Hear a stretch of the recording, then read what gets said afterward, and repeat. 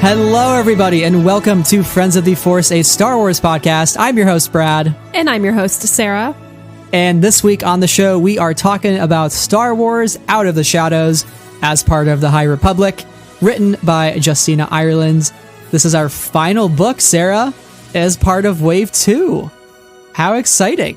I mean, yes, if you don't count all of the other books and audio dramas that are coming out as part of this wave. Physical books, I would say that. I mean, yes, I guess like... It's the final of the big three. The big three, yeah, okay. That's what I was kind of going for, but I couldn't find the word for it. So yeah, the final of like the driving books of this wave, for sure. It is exciting, relieving, and altogether a good feeling to be here and to be talking about this book, because I feel like I've been dealing with the wave 2 for so long already, because we read The Rising Storm all the way back in May, and now it's July.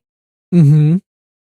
And I feel like I'm still not over it. So I'm glad there are still books for me to talk about, but also I'm like, everything is happening. I'm so stressed out for everybody all of the time in this universe. Mm-hmm. It's a complicating feeling, and I say that with only positive connotations, because I love being here in the High Republic. Yeah, it is sad because now we have to wait a full month until Tempest Runner, but it is relieving as well because we don't mess around here with Star Wars books at Friends of the Force. We go full deep dive every single time. And if you're new to the podcast or you're just tuning in for the first time, Star Wars The High Republic is our bread and butter here, as you can probably tell by our new cover art for the podcast, which features me and Sarah and High Republic garb. It's wonderful, designed by Mariana Avila. And every time there's a new Star Wars book release, we are here talking about it. So if you're a High Republic fan, go back to our Wave 1 reviews, go back to our interview with Claudia Gray, go back to our Rising Storm and Race to Crash Point Tower episodes, and stay tuned for even more coverage, including interviews and book discussions coming up in the month of August. So it's going to be a good time. I'm so excited, but also I'm very happy to get some sleep here shortly because this similar to how the Screams have never left Elzar Mann, the Screams have never left Braddington, and they're here to stay. Yeah. You know how Stellan Gios had felt fear for the first time in a long time? I too, Sarah, feel fear. Yeah. A lot of it all the time, and unlike Stellan, it's just like a constant for me. So yeah. Well, how today's show is going to work is we are going to talk about our featured independent bookstore of the week, and then we're going to get into a non-spoiler discussion of Out of the Shadows. We're going to have a very, very specific cutoff for when we go into full spoiler territory. So if you just want to know if this is something you should pick up, go for it. We'll give you the first and final warnings for spoiler territory. I will say Out of the Shadows is a book that does come after The Rising Storm, and even Justina has urged people to read The Rising Storm first because this book does contain some very big spoilers for The Rising Storm. Not as much as Into the Dark spoiled Light of the Jedi, although it kind of did with Jorah Mali's death. That was a pretty big spoiler in some way. R.I.P. Jorah Mali. Yeah, there are some things that happen in this book that take place after the Republic Fair. So, that's the reading order I can say up front that we would recommend is, Race to Crash Point Tower / Rising Storm, then this. So with that being said, I'm going to turn it over to Sarah, and she's going to tell us about this week's featured independent bookstore. So take it away, Sarah. Okay, awesome. I'm so excited to talk about yet another bookstore. This is, other than talking about the book itself, this is my favorite part of the episode, because I love finding new booksellers, sharing new booksellers with all the people, and maybe they can find a new bookstore and shop at an independent bookstore if you have the ability to, or if there's one in your area. And today's bookstore comes from my original OG hometown, Madison, Connecticut, and it is R.J. Julia Booksellers. Madison, Connecticut, very small town, kind of by New Haven, kind of not. And R.J. Julia was started in 1990, founded by Roxanne. I think her last name is pronounced Coady, and it's named after her grandmother. It is a store that has over 300 events a year. They have been awarded the Publishers Weekly Bookseller of the Year, just like some of the other bookstores we've talked about on this podcast, including Literati Bookstore, Brad's favorite bookstore. So they're pretty well known. They're an established bookstore in the area. What's cool about this bookstore is Roxanne Kuwaiti, the owner, founded a personalized book subscription site called Just the Right Book.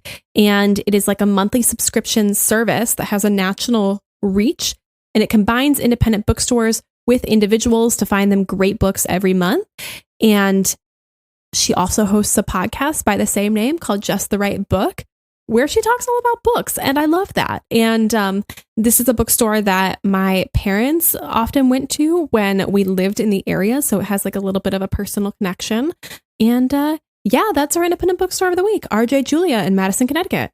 Awesome. Well, that sounds like a really fun bookstore. So for all of our Connecticut listeners, all of you great people, you fellow Huskies from, that's a Yukon reference. Isn't that their mascot? The Huskies? I have no idea. Who knows? I just made it up and the points don't matter. Anyways. Yeah, I lived there till I was 4. So yeah. Connecticut is a spiritual home and not a physical one. Yeah, I tried, so that's all that matters. It's the effort here at Friends of the Force. You get participation trophies here on the podcast. That's all that matters. We love a good participation trophy, and in our minds, they're very elaborate, very beautiful. Yeah, usually in the shape of gorgs, and I hope some of you understand that reference. Anyways, they're golden. Perhaps they're golden. So yes, if you have the means to support independent bookstores, please do so, because it means the world to those people who, again, make a living doing this and put food on the table for their families and pay their rent and pay their bills and pay for their heat and, lead lives and are also taking risks by being business owners. So it's a beautiful thing, and books are wonderful.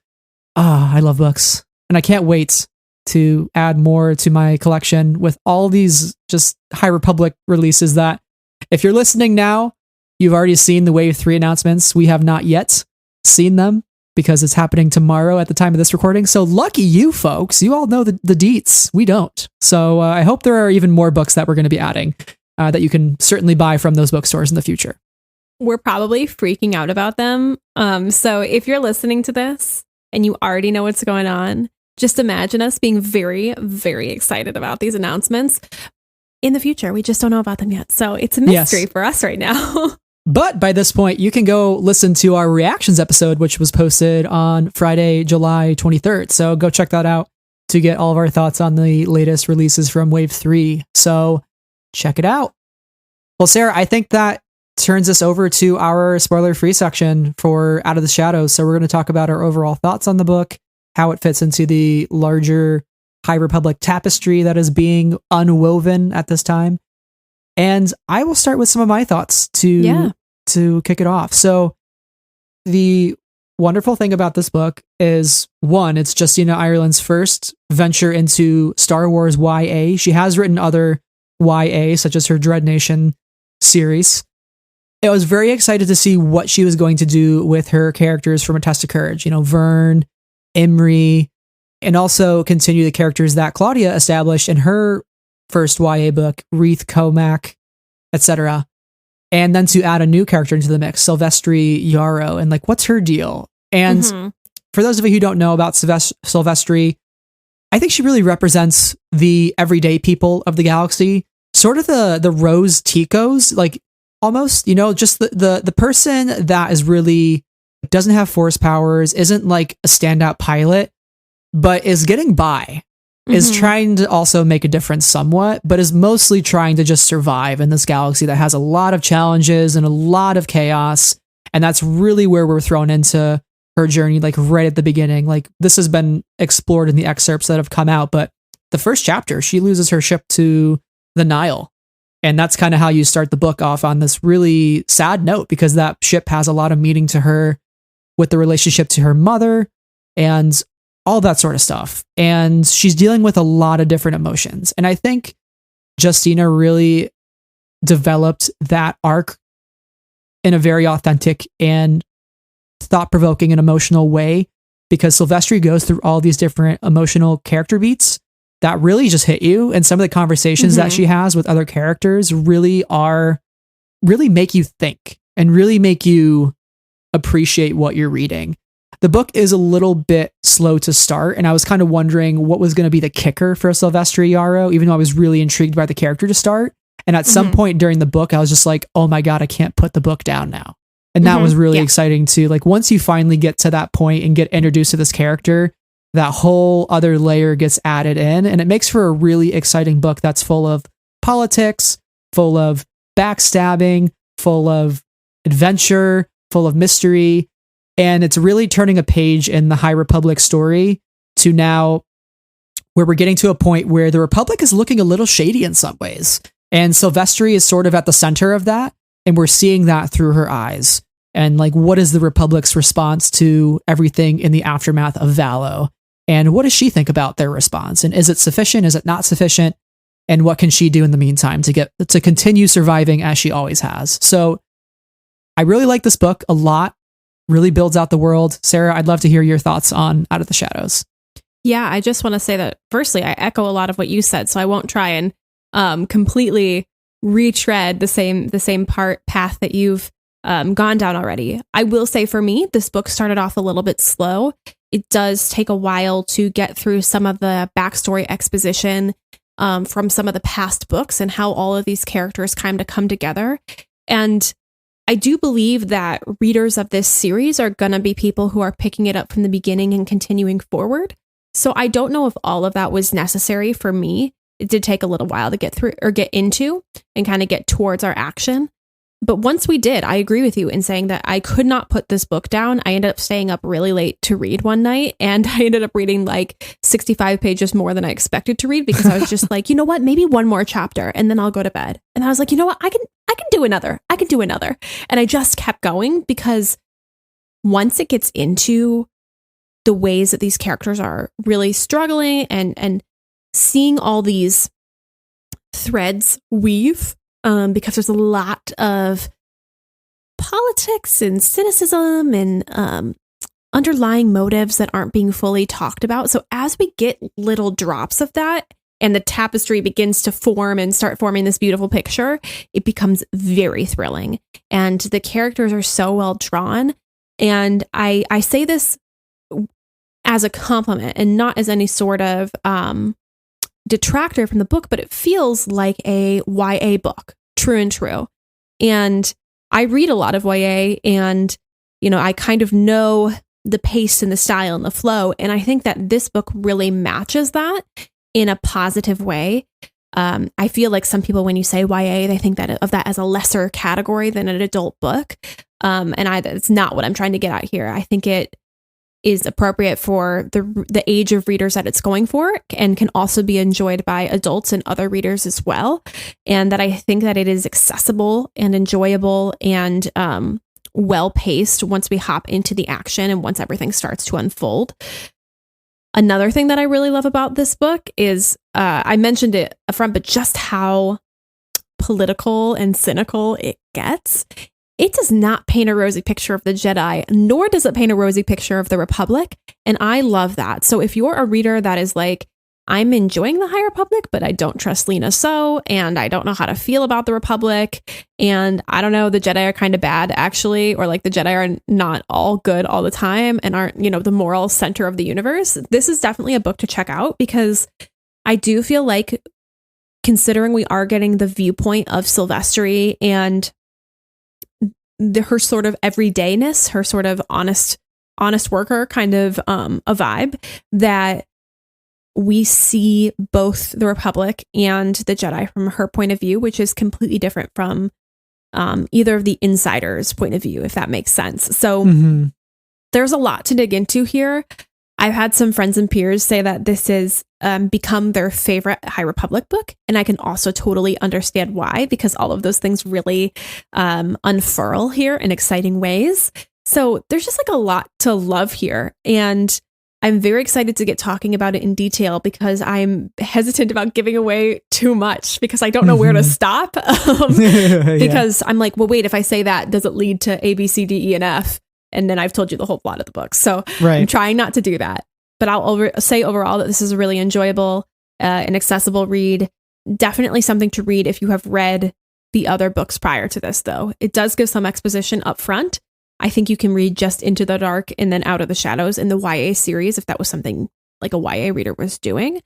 But I think having the perspective of Vernestra from A Test of Courage and Wreath's perspective from Into the Dark, as well as knowledge of the events of the Rising Storm, it enhances how this book reads. Yeah. So it's kind of a complicated book in the sense that it's got all these different people coming together, but it is a real winner in my eyes.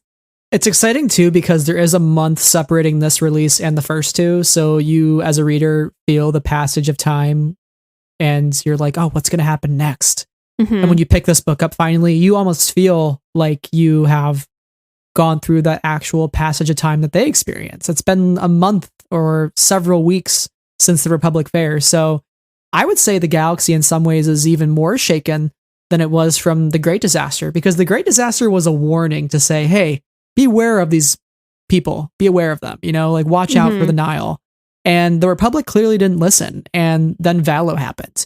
And so now how does the galaxy, how do the Jedi, how do the everyday people like Sylvestri deal with that and reconcile it to say, we knew this was coming, So that's really the fundamental question of this book is like, what is going on? I think of the Jim Halpert Office gif where he's like looking at the camera, like breaking the fourth wall. He's like, what is going on? And so that's how I felt like this multiple times during this book.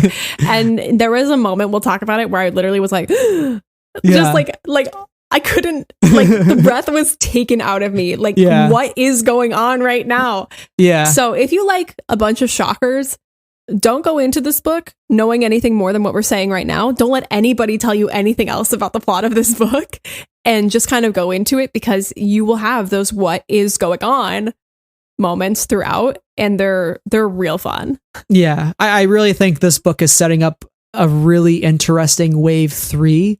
I almost see like wave 3. Again, I don't know anything about it at this point, but I feel like it's going to get into like whodunit territory. So we'll see. I don't know. It's going to be really interesting. And I have more thoughts on that as we get into the thick of it. Ugh. I think with that being said, we can't really go into much more detail without spoiling the book. So this is our warning from here on out. We're going to go into full spoilers for Out of the Shadows. So again, if you haven't read the book, turn away now, come back later. If you do not care and you're just here for the good vibes and the good discussion, and you just kind of want to know what's going on in the High Republic and you don't care about spoilers, by all means, stick around, grab your popcorn, and tune in with us in your ear holes. So it's going to be a good time. Sarah's laughing that I use the word ear holes, but it's true. I mean, I use that word as well, but it's just funny when you hear somebody else say it out loud. They are holes in your ears, and you are listening to us right now. It's true. Yeah. So, well, again, this is your final warning. Spoilers ahead. Do not pass go. And with that being said, everybody died. No, I'm just kidding. All right. Okay. Auntie Lorna. Sarah was waiting for that. That was the moment where I went, and I literally couldn't stop. Like I had that like intake of breath, and then I started laughing, and I was like, what is happening? Like Lorna D. Oh, she used to be a person. My whole framework of everything was shaken in that moment. I know this is not really a good place to start, but I just had to mention it as like a shocking moment as in our transition. So if anybody did not turn the episode off, now they know that spoiler, Auntie Lorna. Yeah. Well, if you're going to give away your shocking moment, I get to get mine as well. Okay. Yaddle, baby! Yaddle, baby! Braided hair, Yaddle, wearing her gold and white garb, High Republic garb. She's looking fresh. She's walking around with the younglings. She's looking awesome, iconic, stunning, beautiful, trend-setting. Yaddle. I cannot wait to play as Yaddle in the Lego Star Wars game, whenever the hell that wants to come out. But I will wait, TT Games. It's okay. Yeah. We're very patient people. Give it to us now, but we're very patient, waiting super patiently. But with regards to Yaddle, I have to give context to this. Okay. So I got a copy of the physical ARC from the bookstore, and I was flipping through it, and I saw the name Yaddle out of context, and I was like, oh my God. And so I texted Brad, and I was like, Brad, you gotta let me know when you start reading this book, because there's somebody who pops up in here that will shake you to your core.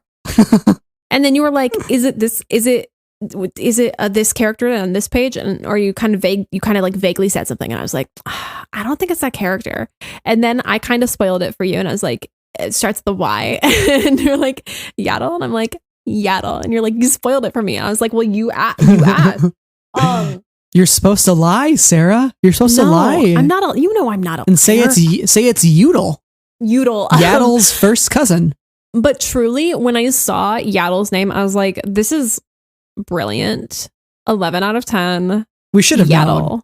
We should have known. I mean, everybody's getting all here hyped up about Yoda and his baking recipes, of which, I mean, I totally love. Brilliant stuff from Daniel Bring Jose the pastries, Older. I will. Yeah. Yeah. With his pastries, his recipe, making sure they're delicious. However, Yaddle.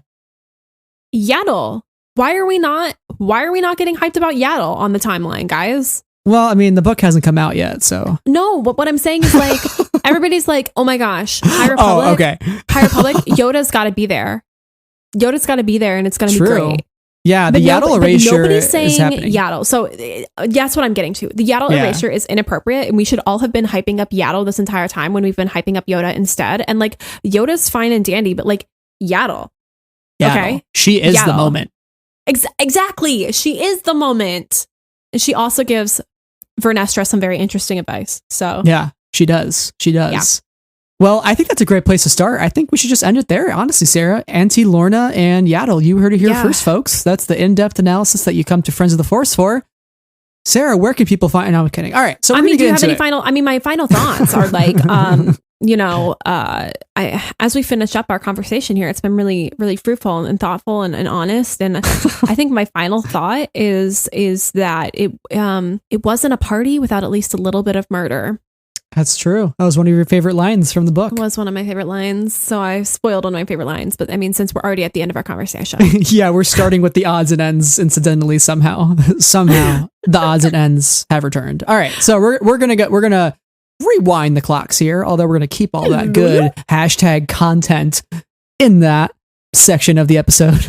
I hate that I just said that. All right. It's funny. So Sarah, now that we can talk about the larger scope of the story in a spoiler fashion, I'd love to hear your thoughts on like the plot of the book, the big aha or wow moments that you felt, and just sort of like where we started and where we ultimately ended. Like how did it feel for you? Like what are the specifics? What's the meat on the bone that you're feeling? I don't even know how to answer this question because it's like page 150 to the end. You know, like I do not even know how to pick apart this book because it's all so entangled in one another. And I can only imagine Justina's pinboard in her writing room or wherever she writes that was like, okay, well, number one, the first thing that's going to happen is that Xylan is gonna like find Sylvestri in this bar, and then like second thing that's gonna happen, and then all of the chords that connect the plot points, because like, oh, Xylan's really doing this, and Sylvestri really feels this, and Jordana and this and that and the other. Like there's so much that's all just like completely interconnected here that I don't know how to truly separate it from one another. So you can talk a little bit about how about, you know, get from getting from A to Z here. Well, that makes it kind of fascinating though, because when you're reading the book, there are hints getting dropped throughout. And I think reading through it your first time, you might miss some of that. But as I was going back through for our notes, I was like, oh, that's already hinted at there. That was mentioned there.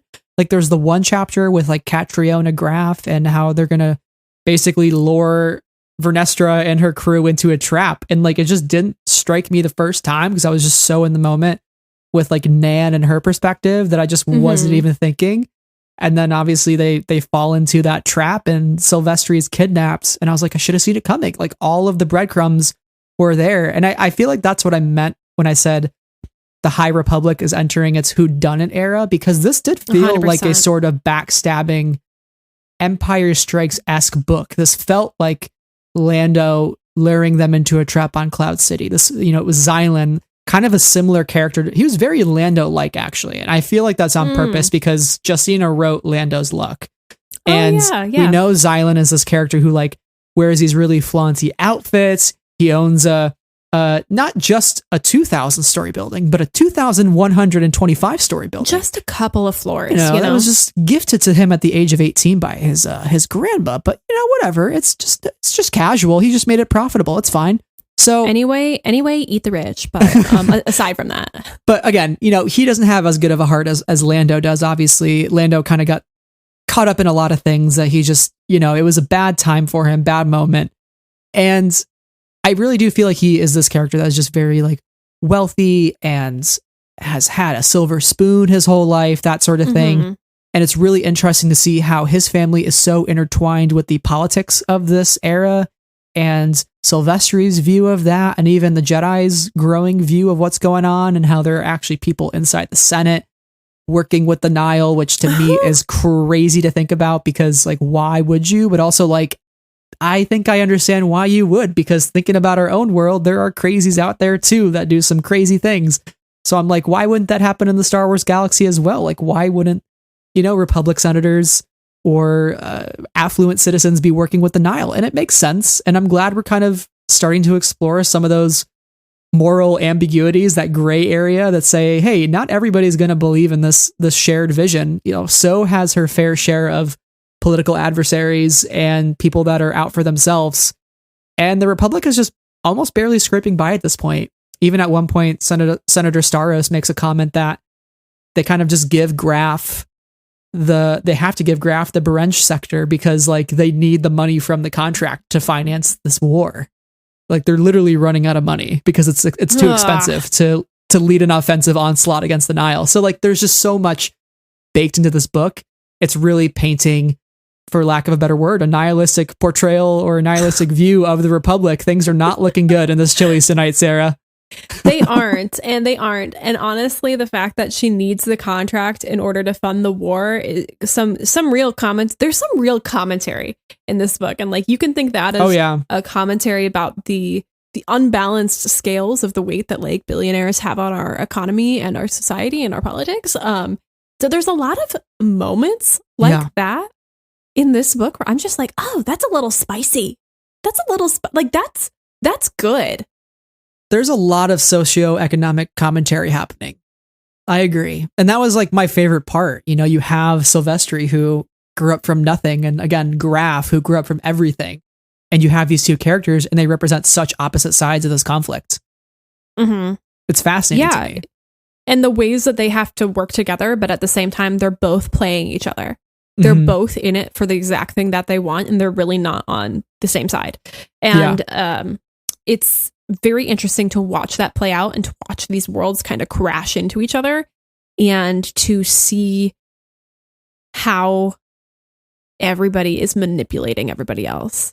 And the people that choose not to necessarily participate in that manipulation, like the Jedi, Vernestra and Imri, are being used as pawns, but they aren't participating in the manipulation for their own gain. It's pretty much everybody else that's kind of using them for what they want them to use them for. So it's kind of interesting, the levers of power and how people are articulating their power. Yeah. And even Vernestra doesn't feel great about that either. She recognizes that she's being used as a pawn, and the Jedi kind of question her at the end and say, hey, do you think this has happened because you're so young and, you're kind of easy to take advantage of? And she's like, oh, well, I guess that's all the Jedi think about me, is that I'm just young and easy to take advantage of, because what would I know? I'm just a young kid. And that's like her first takeaway from the meeting. And so there's this disillusionment happening with some of the Jedi in this book between, Jordana and Vernestra, and even a little bit of Reith. He's kind of questioning what's good for the Order versus what's good for the Force, and where do you draw that line? Imri is just kind of overwhelmed, anxious boy the whole book. I relate to that heavily, and we'll talk more about him. And Comac, we don't get anything from his point of view. We only hear certain things he says, and I have questions about, is he really thinking that, or is there more than meets the eye? And I think some of that might be on purpose compared to what we know from him in Into the Dark. So there's a lot happening. There's a lot of different sides that are being presented, and I think that's why once we really hit that breaking point in this book, which to me was chapter 11, when we find out Sylvestri's mom, Chansey, might be behind this new Nile project. That to me was kind of the clicker. That was the moment I referenced before to say, oh shit, I can't put this book down now. And I messaged you and said, like, I'm kind of waiting for the kicker. And I was like, oh, that's the good stuff, baby. I was like, this is good. That's a spicy meatball. Oh my God. I can't wait to read the rest of this book now. And I read that and was like, no way, she's still alive. It's not even true. And then she was alive. And then I was like, I literally was like the emoji that was just like open mouth, like. And Chancy's Yarrow lives. No dead mom. I truly did not believe it, listener. I just was like, nope, she's dead. You know, Sylvestri believes she's dead. Sylvestri is grieving. I too am grieving. We'll never get to know Chancy Yarrow, R.I.P. Chancy Yarrow. And then Professor Wolk walks in and he's like, yeah, so she went to military college and I also think she's actually alive and behind this Nile weapon. And Sylvestri's like, slow your stop roll. lying. Stop lying. Everything you're saying is lies. And he's Pixar, like, everything didn't I'm saying happen. is not lies. Yeah. And she's like, did my mom lie to me my entire life? And I was like, no, she didn't. Cannot believe. Turns out she did. She did. And I was so mad. I was like, I was truly shocked and appalled. And I couldn't believe that I was shocked and appalled too. Cause I was like, I should have seen it coming. I should have known. So anyway, I'm a big dum-dum. And this book outsmarted me more than like a couple of times. But that's what made it a good time. Yeah, it's really fascinating, and Sylvestri is such a cool character. I feel like she starts in this place where she's just so hopeless and ends up in a place where she feels at home and is on her way to a new home with her girlfriend Jordana, which like their relationship is just so damn wholesome, and I love how that was written. Star Wars with romance, we love to see it. We love to see it. Bake that shit in everywhere you can. High Republic team, we love it.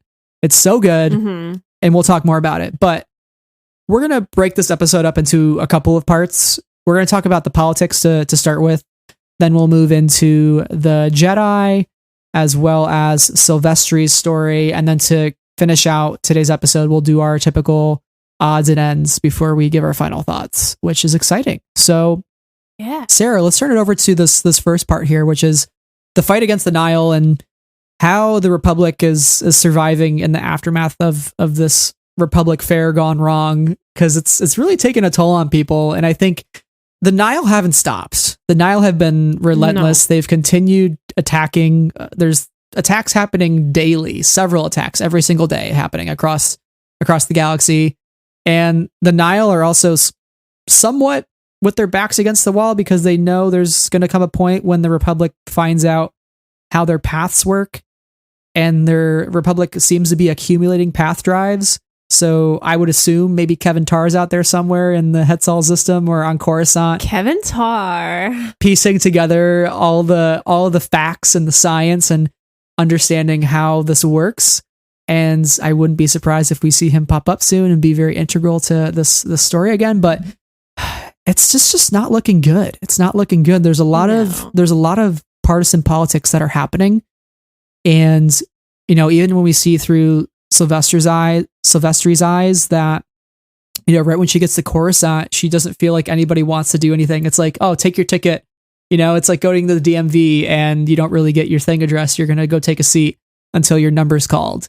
And, you know, we've all been there. You know, you call the customer service line and they transfer you to one person and you wait 45 minutes on the phone. So that's like basically what she's getting, except there are actual lives at stake. Like imagine there's a burning building and you call 911 and you're on hold for like an hour. You know, like, and you're like, my building has quite literally burnt down at this point. Yeah, like that is kind of the best way I can describe what is happening. And there's this quote here before I'll turn it over to you, Sarah, but Sylvestri says, quote, "This was about doing the right thing for those who didn't get a voice on Coruscant, so far away from the fear and bloodshed of the Nile attacks. If enough people spoke up, the Republic had to listen to see that the Nile were more than just space pirates stealing from hapless haulers. She was going to keep yelling until someone paid attention." So this quote really speaks well to how she views the galaxy and she's going to stick up for things that people are going to try to sweep under the rug. And I imagine the Republic is trying to downplay the actual threat of the Nile. And the Nile are really, really bad. And they're hurting people who are marginalized in the Outer Rim, especially. Sarah, what are your thoughts on the politics of this post-Valo world and what's happening and all of the bureaucracy that's kind of clogging up the system and preventing people from getting the help that they actually desperately need? It's really interesting to think about, because if you go back to Into the Dark, right? When Alfie Hollow went to the Republic and was like, the Bind Guild is doing slavery, essentially, and they're doing these really risky runs for indentures, and it's not good, and people are being taken advantage of. They reacted within the day, and they were like, we're disbanding the Bind Guild. Everything is going to be better now because we're getting rid of this system that's bad. But the reality of that, we get a little bit here, is that Syl is affected by that. As a member of the Bind Guild, immediately left without an affiliation. She's now put on the outskirts. And then when her ship is essentially taken by the Nile and she has to eject and get out of there, she does her best to tell the truth, and nobody's able to hear her. Nobody's willing to hear her. And there's this quote from Sylvestri where she says, "My mother used to say politics was where truth went to die, and I'm starting to get what she meant." It's much later in the book from this kind of beginning part. Oof. But yeah, 100%. It's a bit yikes if you ask me. And this tells us a little bit about Syl and her point of view, where she had a lot more optimism in the Republic prior to this point, but it also tells us a little bit about Chansey and how she kind of viewed the Republic's role in her life and in the galaxy's life, and saying that, you know, it's not worth it because nothing that they actually do is true.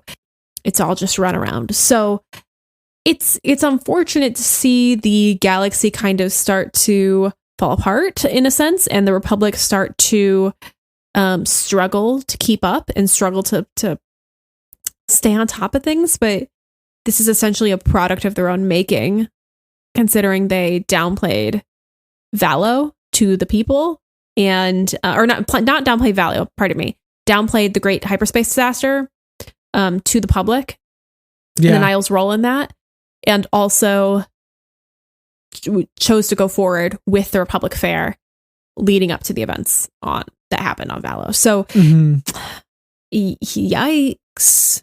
I still don't dislike Lena So. However, I also completely understand where Syl's point of view comes from. Like, I think Lena So is trying to do the right thing, but she's just not. She's just not a good leader. Yeah. Well, I don't. Well, also consider too that she's like incapacitated right now, essentially. Yes, right? This is true. So like, how can she keep up when she's still in hospital? Yeah. With her everything broken, you know. Yeah. So no wonder things are kind of falling apart or cracking a bit. But I don't know if she's a bad leader as much as she just is more hopeful rather than realistic, or optimistic rather than realistic. Right. Out of touch optimist. I don't think she has the ability to see the threat in front of her. So causes some problems for individuals throughout the galaxy. It gets even stickier when Stellan comes into the picture and gives his thoughts on what's happening, because he says half the Senate thinks the Nile should be destroyed by the Jedi Order, which we know by the end of the Rising Storm, Lena So says to Stellan, "Hey, I'm going to give you all the resources you need, everything, just get rid of the Nile, like eliminate them ASAP."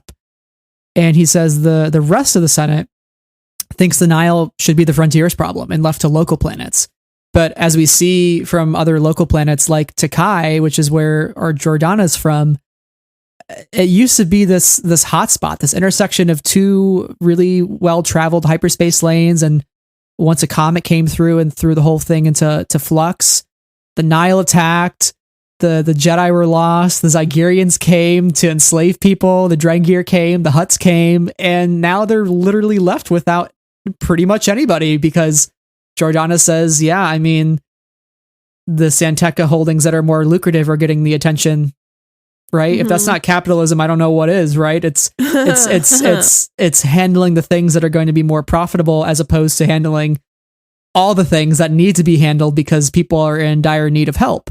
So I don't know if leaving things to local planets is really the best solution, but there needs to be some sort of aid. And clearly these planets are not getting that. And we also are referenced to this thing on, I think it's page 294, this renewed fighting in the Hetzal system Xylan Graf mentions, which like, what is that about? You know, like what's going on in the Hetzal system, bad. Right? Because we know that's a system that was really impacted by the hyperspace disaster. It's where it happened, right? The fruity and the tooty, the tooty moon. I think that's what it's called. But it's the fruited moon and the rooted moon. You know, I just wanted to say the word tooty. It's fruity, okay. Tooty. You know? Yeah, we all toot. We all pass a little gas every now and then. Anyways, but what's going on? What's going on in the Hetzal system? You know, so there's a lot of strife that's going on, and I don't really think the Republic knows what to do. And the Jedi also don't know what to do either, because they know there needs to be a plan. They just can't decide what is the plan. And they're just kind of sitting there in their high tower, windows open, being like, we don't know. We're just going to sit here and debate philosophical things all day. Yeah.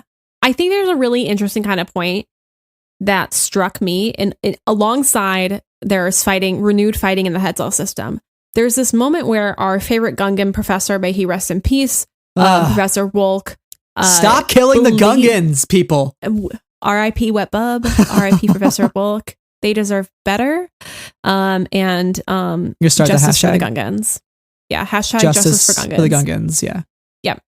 So Professor Rwoh believed that the great disaster was caused by the Nile, but Xylan essentially like shakes his head and says that he was always having some crazy theory that he couldn't prove. And I went, my alarm bells started dinging. And I was like, so what is the official statement about what the Great Hyperspace Disaster was for the people of the Republic? And it's clearly not that the Nile were behind it. That's alarming to me because it tells me that they did not realize the threat as the threatening threat it was. Because, not great. And we knew in light of the Jedi that we had to go follow the Nile because there continued to be these emergencies that kept popping up. So I think as readers, we thought that everybody knew that it was the Nile, but I guess not. So I think they fumbled the ball right in the beginning. And now that we have Valo, where it's really undeniable that it's the Nile, everybody's just kind of left to like, oh my gosh, this is a new threat. But they're also saying, this isn't a new threat. We know that the Nile's been around for years in our systems. Why didn't you do anything earlier? Why didn't you fight them earlier? And by not telling them that the great disaster was caused by the Nile, like that feeds into that perception. I don't know. It's also messy that I'm just like, oh boy, I'm so glad I'm not the one handling PR on that. You know, I read this book and I kind of see where Tia Toon is coming from. Yeah. Tia Toon was right, question mark. Outlook not so good vibes, you know, he's just like, Lena So, you are not telling people the truth. You're spinning your own narrative. And it kind of makes sense now. Like you said, if that's what the people were told, that, hey, this just was a bad thing that happened. We don't know what, you know, was the Nile. Really random, LOL. Well, literally the Nile are attacking planets. And then there's people in the outer rim going, we need help. The Nile are here. And Lena So and her governments are like, what did you say? Another random emergence? I don't know what that could be about. Oh, you know? Yeah. And so I get it. Meanwhile, on the Jedi side, the Drengir are being, for lack of a better word, deposited on all these planets. I hate that so much. Seeded. It's seeded. It's terrible. There's no good word for it. Placed, put. I don't know, on all these planets, and Avar Kriss is teaming up with the Hutts, and then all of the Jedi are like getting their panties in a twist, like, you're teaming up with the Hutts? And she's like, people need help, babies, like, get it together, put on your big girl pants, let's go. and the Jedi are like, well, how dare you team up with the Hutts? And she's like, people are dying, we have to do something. So there's just like, everybody's got their panties in a twist, and none of them are twisted in a good way. Yeah, it's just not looking great right now. And I do think part of it is just people are so frantic after Valo, and also Lena So is really not around, so she can't try to right the ship in any way. So it's just not looking great. But let's get into some of the big players that were introduced in this book. And I want to start with the Graf family. I think this was something that was really fascinating to me, to meet Zylan Graf. As much as I hate the dude, he's also a really cool character. And I was like really excited to get this just very entitled, very rich, wealthy asshole. I just think I despise him more and more just because of Sylvestri's perspective. And there's 100%. This quote from Sylvestri that says on page 133, he'd started off winning. She'd been born losing. A whole life led trying to survive on the fringes of the galaxy. Growing up on a ship, scraping by from cargo to cargo, sometimes fighting for her life against pirates and other scum. She'd never had it easy. Nothing about life in the galaxy was fair, but somehow sitting next to Zylan Graf and inhaling his too expensive cologne just made the fact all more obvious. And that made Syl mad. Anger was a far better emotion than despair, so she held it close with everything she had. It would also make it easier to squeeze a few credits from the man without her conscience getting in the way. This is how she views this guy. You know, she knows that her mother spent all those years fighting against people like the Grafs. You know, too much money, too much power, happy enough to, quote, grind the rest of the galaxy into dust beneath their expensive boot heels. This guy's an asshole. He's just a grade A asshole.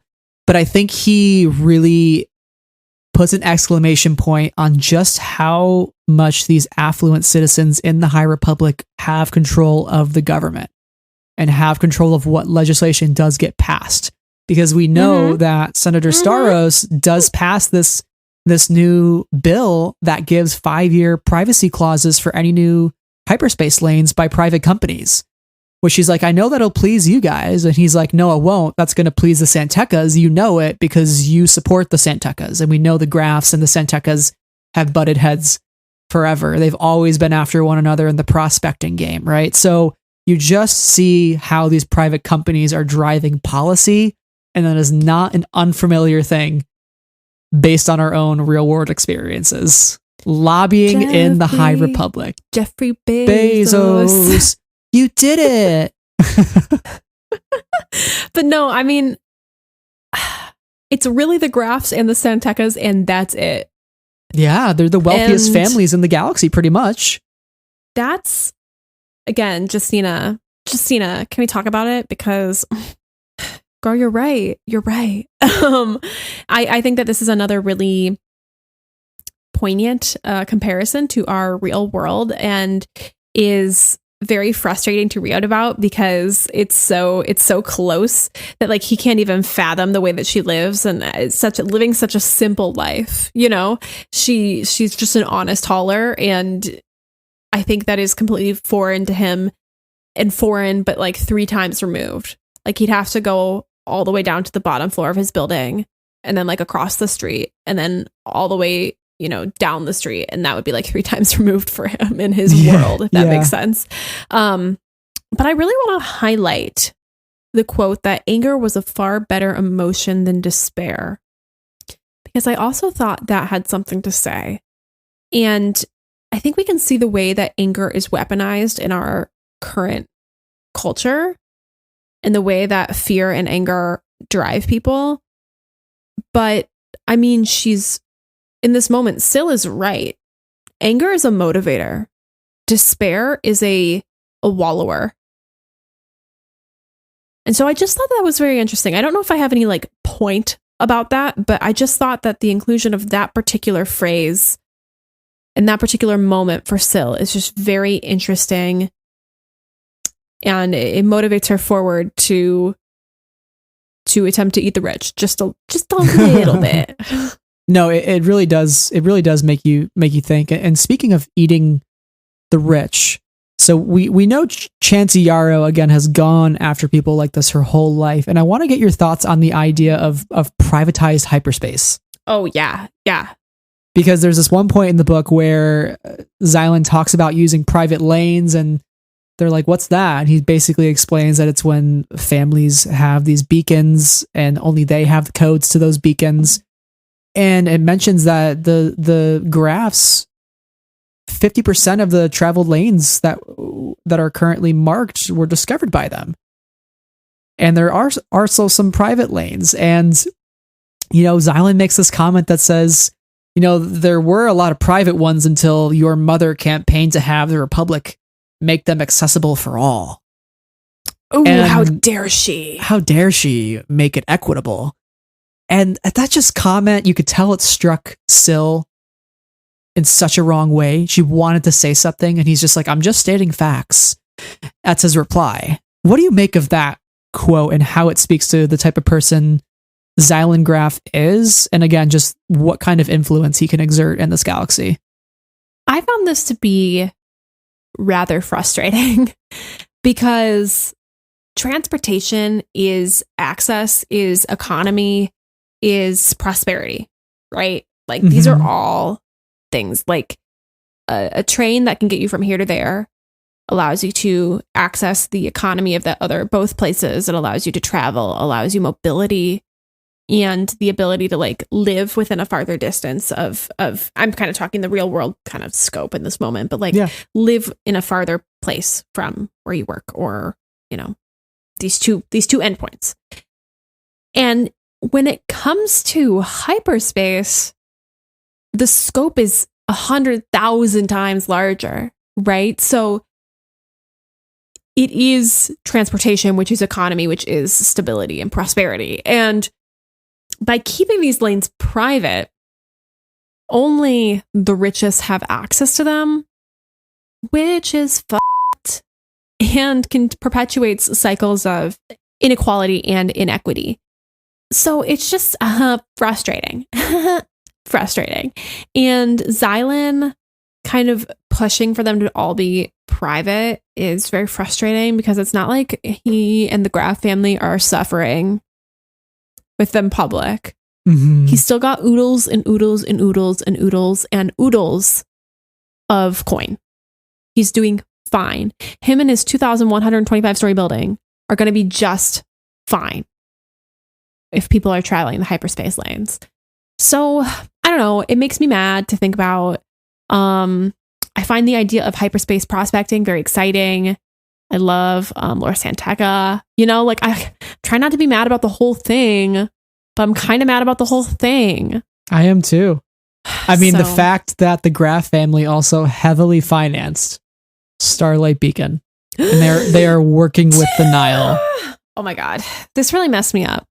This really messed me up. Do I sense a Camino army parallel here? Like, yes. Oh, the Camino army is being created by the Separatists, Darth Tyrannus. What could go wrong?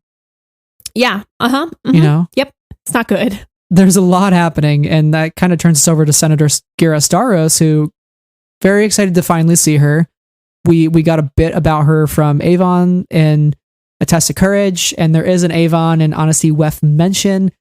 I'm not sure if we're ever going to see those characters again. I would think we will, but the galaxy continues growing, and I kind of worry that some of these characters that we're getting introduced to we might not see for quite some time.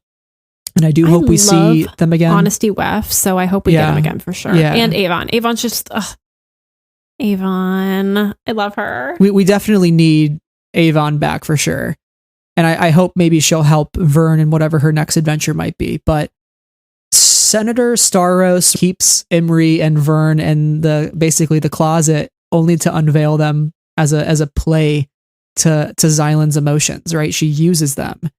And the fact that she knows she has to give this space in the Barenj sector, which was originally held by the Santecas, they, let the lease expire once Marie was kidnapped. They thought it was cursed.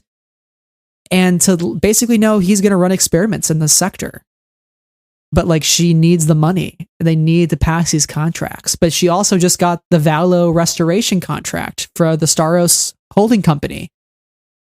And so there's that element there that, again, these big initiatives that are very, very important in the galaxy, Starlight Beacon, the Valo restoration, these are being privatized.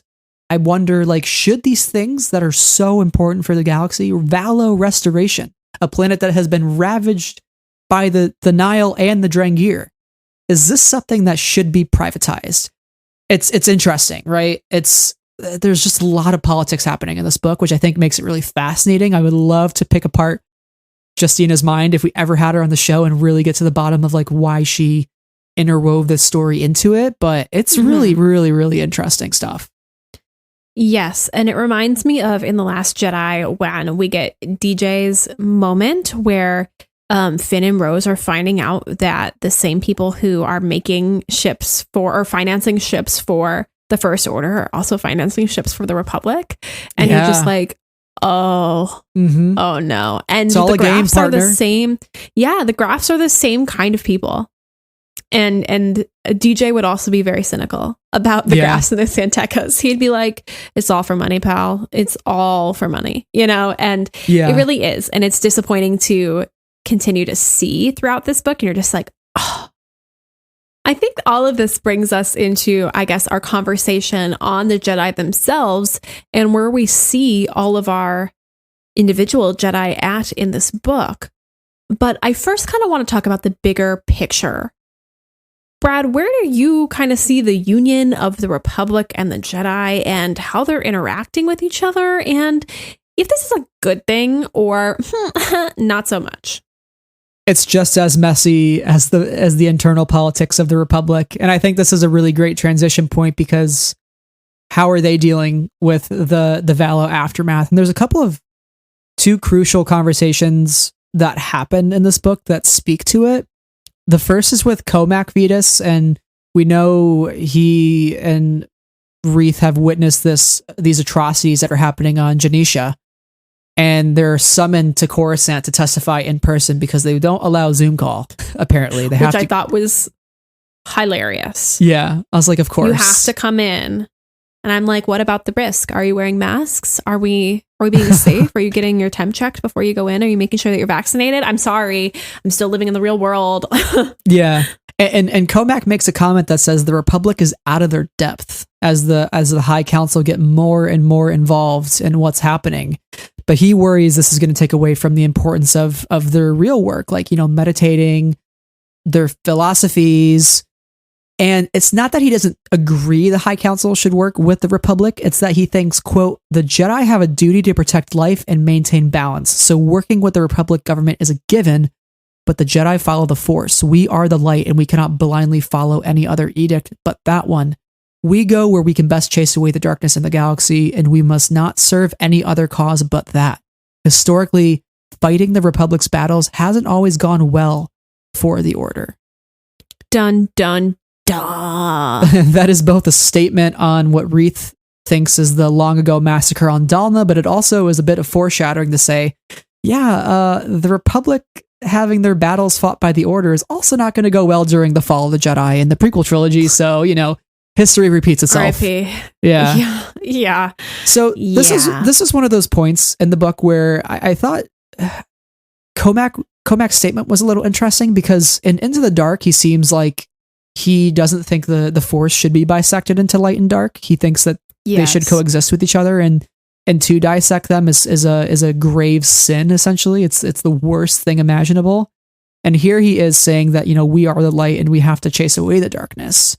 Do you think he really believes this? Do you think he's just saying this to put on a face for his Padawans and, you know, kind of be it's kind of like when you're a manager, and even if you think like, you know, work sucks, you kind of have to like put on the face and like keep everybody together. Yeah. Is that kind of what's going on here? Is he just trying to be, you know, the dad of the group and say like, hey kids, you know, we're good. The road trip is going fine. Even though like internally he's like, this is not fine. I hate everything. What do you think of this comment and just how the Jedi are getting closer and closer to the Republic's goals and initiatives? So I just want to mention that quote from Into the Dark because it is so powerful and so bold from Comac to be saying such a thing. And he says, how does the dark side take form anywhere? Sometimes I think we, the Jedi, must somehow be to blame. We who refuse to look at the Force in full, to examine the darkness as well as the light. How can we split the Force in two? How can we justify such an act of violence? And it is violence, such a dividing, even the darkness divided from the light. So this comment about we go where we can chase away the darkness in the galaxy, and we must not serve any other cause than that. I do think that he is being a little bit of the manager because I think he has to maintain some sort of allegiance to the Order outwardly. not that he doesn't agree with the Order, but like he's clearly on a much more critical lens path than the Order itself is, as a philosopher and as a historian and a folklorist and somebody who's really digging into what it means to be a person or be a Jedi. But he's right about the Republic and the Order. And he's right about the idea of balance, and that means that working with the Republic government is a given. It's just this one sentence where it's like, I wonder what he's thinking when he's saying this, because I don't think that his conversation with himself of what the Force means in the darkness and the light has gone away or resolved itself in the past year. I would probably argue that it's only gotten stronger for him, that divide. So I don't know what to make of this entirely, but I think the idea that he's the manager in the situation makes sense. Yeah. All of these Jedi are young people that he's with who I think need to be reminded why they're there and what it means to be a Jedi and kind of how they should conduct themselves on the day-to-day and why they're there. So I don't know. It's interesting. And Reith does recognize this too. He sees how Comac and other masters are talking about how, you know, the Order might owe something to the Republic, and how the Jedi are turning their focus from research and education to war and politics. And how it says that So and her aides are inserting themselves into more Jedi Council meetings, which makes me think of, you know, Anakin being the voice of Chancellor Palpatine on the council, right? The I forget what the act is called in the Revenge of the Sith novelization, but the act that basically has the Jedi Council answer to the office of the Chancellor of the Republic. So it seems like something like that is kind of happening here, which does not bode well for the Jedi Order. And even Reith is a little bit concerned about what's going on, and even questioning, you know, like what's right for the Order versus what is right for the Force. And I do think that Comac probably thinks that what is right for the Force is not necessarily what the Order thinks is right anymore. I think there's a little bit of a division, if I said that right. I think that the division is already starting to happen. And I think you're right. He's just putting on the manager face. I would love to get inside his mind right now, a year after Into the Dark. Like, has he talked to Orla Jareni? What has that conversation been like? Are they keeping in touch? Where is Orla Jareni? Yeah. So, I mean, we know that she does appear in one of the High Republic comics by Cavan, I think, one of the next issues. Oh, so, to be determined. I think she's fighting the Drengir with Avar, potentially. But yeah, it'll be interesting to see if we ever get his POV again and what he's thinking. But I would love to turn it over to the finale of the book here, and when they have that final council meeting with Stellan, when he confronts the council about the Nile threat. Did you want to kind of take us into that, and also like what Stellan's been going through in this book and how that could speak to the responsibilities that he's wearing as the face of the Republic now that, you know, people have seen him carrying Lina So's body? Which still is the boldest of imageries, like, ouch, and like the tears coming off of his face. Anyway, poor hot Stellan Gios. Poor man. In the beginning of this book, or towards the middle of this book, when we go to the Jedi Council on Coruscant, we learn a couple of things about where Stellan is at, and it's not so great. First thing that stood out to me is that Stellan is in the office that his old master, Rana Kant, used to hold. And we know that he carries Rana Kant's lightsaber on him or with him or has it in his possession, at least through the Rising Storm. And we know that it means a great deal to him. And that particular lightsaber has a lot of weight to it because it was his master's lightsaber and it keeps him connected to Stellan. So I can only imagine the amount of weight that space holds for him. Just being in that same office where he probably went as a young Padawan to speak with Master Kant. So there's that. But there's a conversation between Vernestra and Stellan. And Vernestra makes a note, and she says that the Stellan she had known as a Padawan, her master, had been thoughtful and approachable. This Stellan wore his mantle of office like it was a burden. We know that Stellan is not somebody who naturally enjoys being in the limelight.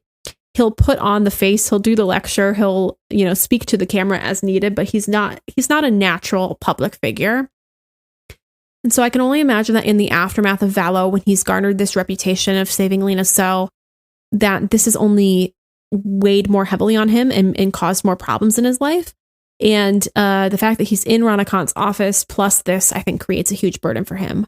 I think he's also lost weight, and he says he's been better, but he's still well. I'm like, stop lying. Like me all throughout the last year, like, I'm fine, I'm having a good day. Meanwhile, I am quite literally miserable. Like, stop lying. This man is unkempt, untrimmed, dark circles under his eyes. He is not sleeping. And considering the events of the Rising Storm and what he sees, I got to imagine he's not doing okay. But again, he's got to put on the face as much as he can, which is tragic. It's not really talked about too much in this book, and for reasons I understand, but is R.I.P. Loden Greatstorm? It is mentioned, yeah. The Leveler, it's mentioned, but it's not talked about in the same way that Valo is. And I think it's partly because we don't want to totally spoil the end of the Rising Storm, I would imagine, but we also just don't, I think, understand in full the effects that has had on the Jedi, or even if all the Jedi know about it. Right. But I can only imagine what Stellan is feeling after not only the Lena So situation, but for the first time in his life, Stellan felt fear. Yeah. As Loden's body crumpled to ashes. So I thought about this, and I feel like it is almost a secret that the Jedi who were there and saw it happen are keeping to themselves, because they're saying, guys, if this gets out, we are doomed. Yeah. We are so screwed if this gets out. If people know that this kind of threat exists, I mean, we've already known that the Republic was spitting the narrative that, the Nihil weren't involved with the Great Disaster, apparently. So what's to say they wouldn't keep this from the Jedi Council? And, leading to the end of this book, when Stellan is basically telling the Council, they're more resourceful than we ever imagined, and they're collaborating with citizens of the Republic. We need to hold trial for the grafts. We need to devote ourselves to this conflict above anything else. We need to uncover the next plot before it happens. We need a response. Needs to be fully coordinated. And Master Rosassen's like, the Jedi are not soldiers. What you're describing sounds perilously close to war, and that should never be the inclination of the Order. It should always be a means of last resort. And that last sentence kind of shows he's not saying no to war-driven Jedi, right? He's saying it should be a means to a last resort. Are we getting to that last resort? I mean, maybe that's why he doesn't want to out what happened with Loden as much publicly, right? He died. That's the story, right? Because if more details get out, it's gonna be that last resort, and that could mean the Jedi Order crumples beneath the weight of the war.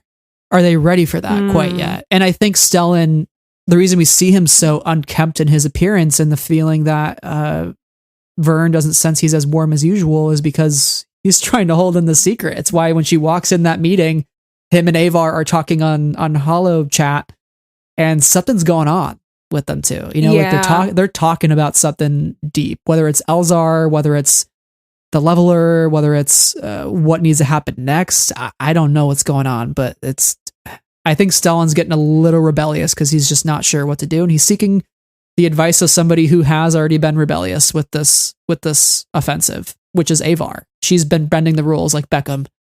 So yes, I don't know. I think Stellan breaking the rules a little bit would be such an Elzar move. I love that for him. But yeah, you can see it's really taking a toll. But what's interesting to me is that we've kind of had this conversation about war before, at least the Jedi Council has, in Light of the Jedi. If you recall the conversation with Jorah Malley in that prelude between sections, where she's like, I think we need to kind of take a stand on this. And some of them are like, no. And then I think it is Oppo Rancisis, who is like, or Yariel Poof, one of the two. Yariel Poof. I know this quote. You love this quote. It's Yariel Poof. Well, it's like, how can you have peace without justice? How can you have like these ideas don't line themselves up to always mean having a outside role? You have to have justice in order for there to be peace, or else your peace isn't really peace. Yariel Poof coming in with the wisdom. But they've had this conversation before, and they are going to continue to have this conversation over the next 200 years. And they never come to, I think, a true conclusion about it. Disappointing. Mm-hmm. I'm disappointed. Yeah. Just kidding. I still love you, Jedi. Just philosophizing too much. Yeah. Well, peace without justice, it kind of goes back to, what Rosassen's saying is like the means to a last resort. And like, what are those means going to look like? And Avar, she's taking on this sort of warhawk mentality that she's the only one really doing anything about anything. She's urging for a swift attack. Like, she feels that nobody's taking the Nile seriously enough. She is working with the Hutts to everybody else's opposition. And even Vern is kind of being like, if we got to work with some like not so savory characters in order to get this to work, like that might be something we have to do, right? Because we need less politicking, as Avar puts it. Mm-hmm. And that's kind of where she's at. We don't get much of her, but I do feel like we get enough of her to feel like she's getting a little bit disillusioned too. And she makes a comment to Vern that says, you remember, secrets too long held can become destructive. And I wonder, how that's going to play into her relationship with Elzar at some point. But I do think that Avar is going to run up to a lot more opposition with the council as the threats get worse. And it's just going to get her to a point where she's like, screw it. I've tried. You tell me to help, I help. You tell me that's not the way you want me to help. Right? She's trying to do something and nobody's appreciating it. Oh, yeah. We love you, Avar. Yeah. Hero of Hetzel. Avar, queen of my heart. queen of aggressively stepping on me. Anyways, we're going to move on now from that. So anyway, I think we should head into, before we kind of talk about Vernestra, I think we should talk a little bit about Imri and Reith. Because Vernestra's she's our big picture character here. Yeah, absolutely. So I would love to hear your thoughts about Imri in this book and how he is dealing with things, because signs point to not so great. Yeah.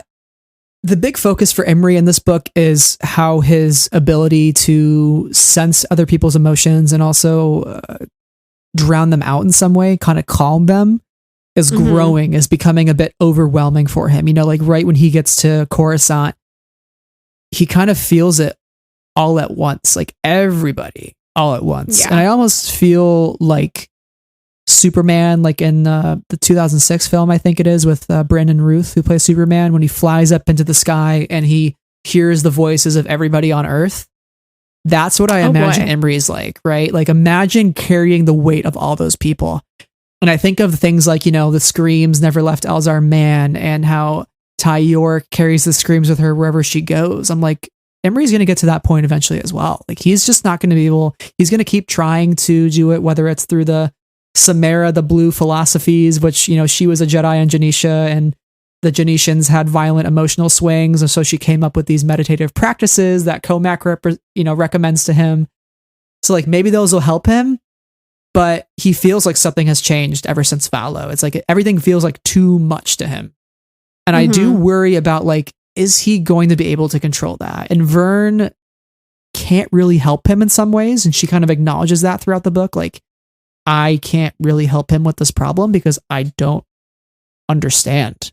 We try to meditate a lot, but like, he comes out of every meditation feeling anxious. And basically it just boils down to her saying, you gotta control it. You can't take the choice away from people to feel what they need to feel, because that's important. It's their choice to make.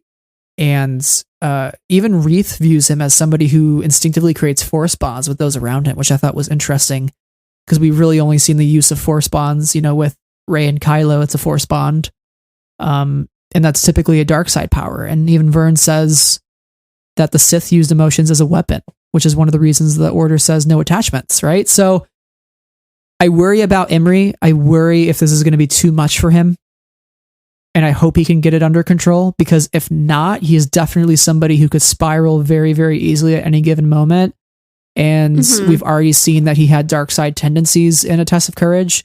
So like, if we're kind of throwing darts at a board to say like who's going to follow the dark side, I feel like he's definitely a top candidate, because we've already seen it once and he's still dealing with some shit later on, you know?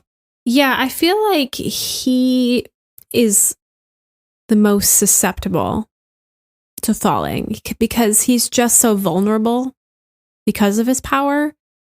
But on the flip side of that, I want to know what him harnessing his power looks like and how he uses it. Like, I wonder if him accidentally force soothing, for lack of a better phrase, of what his power is, other than like feeling it, but like what he does with Wreath in the beginning. Feels like a smile through the force. Yeah, force soothing. I wonder if that gets him into any particular trouble in the future or aids him in something and he realizes the power of that. I don't know. I worry for him. I think he has a pure heart, but I just think he struggles. And that's what makes him particularly vulnerable to manipulation. And as you mentioned, it's clearly not within Vernestra's wheelhouse to be able to fix him or to be able to guide him fully on that path, because she's dealing with her own shit. So, and mind you, she's only like 2.5 years older than him. Yeah. So there's a lot happening here that kind of places them both in very vulnerable situations. And I think Comac is right when he says that, I'm going to be blunt with you, Vernestra, but your master did you no favors pushing you to become a knight so early. And I think it was a mistake to allow you to take on a Padawan so soon. Because ultimately, I think what Comac is getting at there is it's not only going to hurt Vernestra, but it's going to hurt Emery in the end. Yeah, it's not that she's not capable. It's just that she's not had enough experience yet. Yeah, like, I don't want to say that like teens are stupid, because that's not true necessarily. But like, it's that fine line between like people judging you for your young age and being like, well, you'll just go into a different opinion later, and being like, okay, well, I do have lived experiences at this age as well. And I think Vern is saying, well, I have lived experiences at this point. At the same time, she recognizes that she's young. And I think everybody else says, yeah, you have lived experiences. You're really good. But like, also you are very young, and I've got 40 years on you or more. Right. And there's power to that as well, especially within this particular philosophy, this particular religion, where everything is so black and white, and people who are mentoring, who have a Padawan, really need to be able to guide that person through the toughest years. And she's not out of them yet. So, yeah. And I think that puts Emery at a lot of risk through no fault of his own or even Vernestra's. Yeah. So it is tough to have this power and then not really have the guidance on how to use it. Right. It just makes you feel frustrated and useless in some ways. And alone. Yeah. And alone. Yeah. Well, I would want to turn it over to you now to talk about Wreath, because there is one section with him in particular. We've talked a little bit about him in our Comac portion, but what was the big quotable that stuck out to you with Wreath, and kind of how that speaks to his character and the experiences from Into the Dark, now kind of coming to a crossroads with Nan coming back into the picture? Yeah. So Wreath, he isn't the most important character in this book. He's kind of a side character, and we already know him. And so there were 3 quotes that really stood out to me. And the first one is, he just had to take a chance on himself. It's such a simple line, but I think we can all feel that sometimes when we just need to take a chance on ourselves in order to get to the place that we need to be in. And Wreath, who is so adventure averse that, he is unhappy about it and gets thrown into these things and keeps having to do them. He has to take a chance on himself and believe that he's capable of it and believe that he actually can help people in order to really succeed. The next quote is the one that stuck out the most to me, because I think it has the most other Star Wars connection. And it's about Nan. So he finds out Nan is alive. Nan, who he kind of, had eyes for just a little bit, and who they both saved each other's lives despite being on opposite sides. And she betrays him. But she taught him, there are 2 parts to this. She taught him a very valuable lesson about caution and how some could twist kindness into a blade. If he saw her again, he would thank her for the lesson. And that feels so cold, But juxtapose this with her being alive. So because it meant she could, if she chose, somehow redeem herself, force willing. And that gave Reath hope that all the Nile could one day become better people and respect life in the galaxy. Would it happen? Probably not. But he could hope. And while the first part is so cold, that second part is so warm. Mm-hmm. And that second part really tells you Reath's humanity and how much he deep down, he really does believe in her. And I think in another life, he could see them being friends. He could see them having a relationship that's positive, where they're on the same side. And I think it's a powerful thought. Hey, I still think she has the power as someone who is alive to make a better choice for herself. So what did you think about these two quotes? And then we can kind of get into the last one very briefly. Yeah, it's an unexpected twist, like you said, to go from something so cold to something so heartwarming. And that second part there is a fundamental value to Star Wars, right? The idea that you could hate somebody so much, you could hate their guts for everything that they've hurt you for, every bad thing they've done to you, and to still hope that somehow they redeem themselves and somehow they become better people. Like the Nile. Yeah. Reath is hoping the Nile can become better people one day. And we'll get into Jordana's discussion on why people join the Nile and what that might mean for them. But it's a really important thing to bring up here to say maybe there is some hope. Maybe it is too optimistic, but the fact that Reath does have that kind heart to think that speaks volumes to the type of character he is. And that, we know he's not the most lightsaber savvy Jedi there is. He prefers books. He prefers being in a library. And so maybe because of how educated and how much literature he's read up on, maybe he just has that sort of empathy to understand other perspectives and just the galaxy and how it all fits together. And that's why he looks for the good in it. It's just so important to see this quote, in a Star Wars book. Yeah. See this formally to say, listen, even the worst people in the galaxy, there's still some hope. And we see this with every redemption story in Star Wars, whether it's Kylo Ren or Darth Vader or Erica Quill. This is just so fundamental to Star Wars. I'm curious to, in the future, what characters experience that redemption arc. And it'll be interesting to see how that all plays out, if at all. And if Nan has a redemption arc at all. And if Reath can get through to her, because I think that's going to be a big storyline is these two, right? Because we get it in this book. And I think we're going to continue to get it because Nan is here to stay, as we saw at the end of the book, right? She's trying to get back into the good graces of Marchion Ro. So I don't think she's going anywhere. So. My final quote for Reath, just to mention it, as growth from Into the Dark. He was back from where he once thought he belonged, Coruscant. But that was before the hyperspace accidents, a Drengir infestation, and weeks spent saving artifacts from an impending civil war. Now Reath felt like he belonged out among the stars, doing what he could to protect the galaxy from people like Nan. And I was just like, is this growth? Is this growth? Now that he's envisions a different future for himself and envisions a wider future for himself. And I just thought, good for Reath. Good for you, baby. You're kind of finding your place and you're finding your path. And I appreciate you for doing that. So it breaks my heart to think about what Jorah Molly would think of her Padawan right now. Oh, right? Big sad. So sad. No. So sad. But okay, Jorah Molly's out there. We have to talk about R.I.P. R.I.P.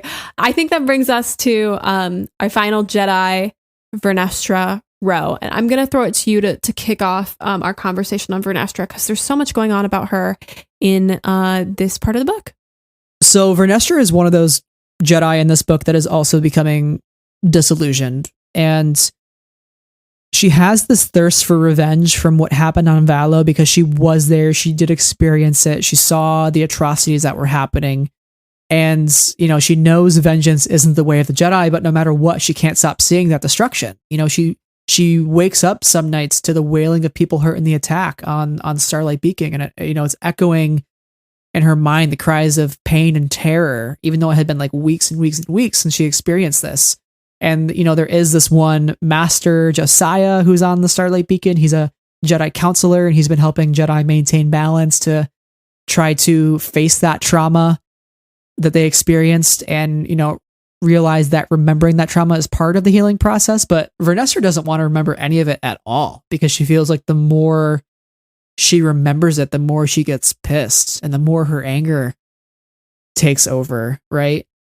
And we see this on Takai when she blows open the door with, quote, all the power of the Force and the memory of Valo that gave her energy to continue, right? So she's really fueled by what she saw.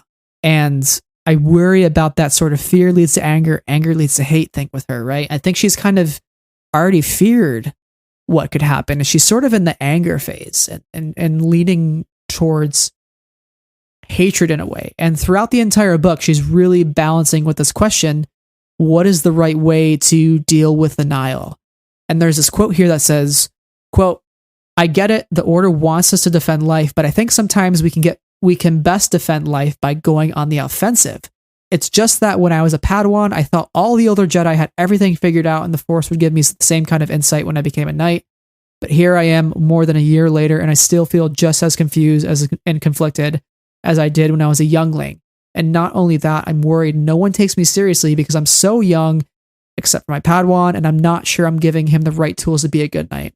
And this is when she's talking to Reath after they duel with their training sabers, which, by the way, I love the scene of them dueling in the night, you know, like kind of just they can't sleep. They meet each other in the dueling room. They spar for a little bit. Reath definitely has a crush on Vernestra. Vernestra is never going to return those feelings, which we'll talk about. But nope. I just love that so much. That whole scene is just so great. And the conversation, and they could really be good friends, I feel like, hopefully.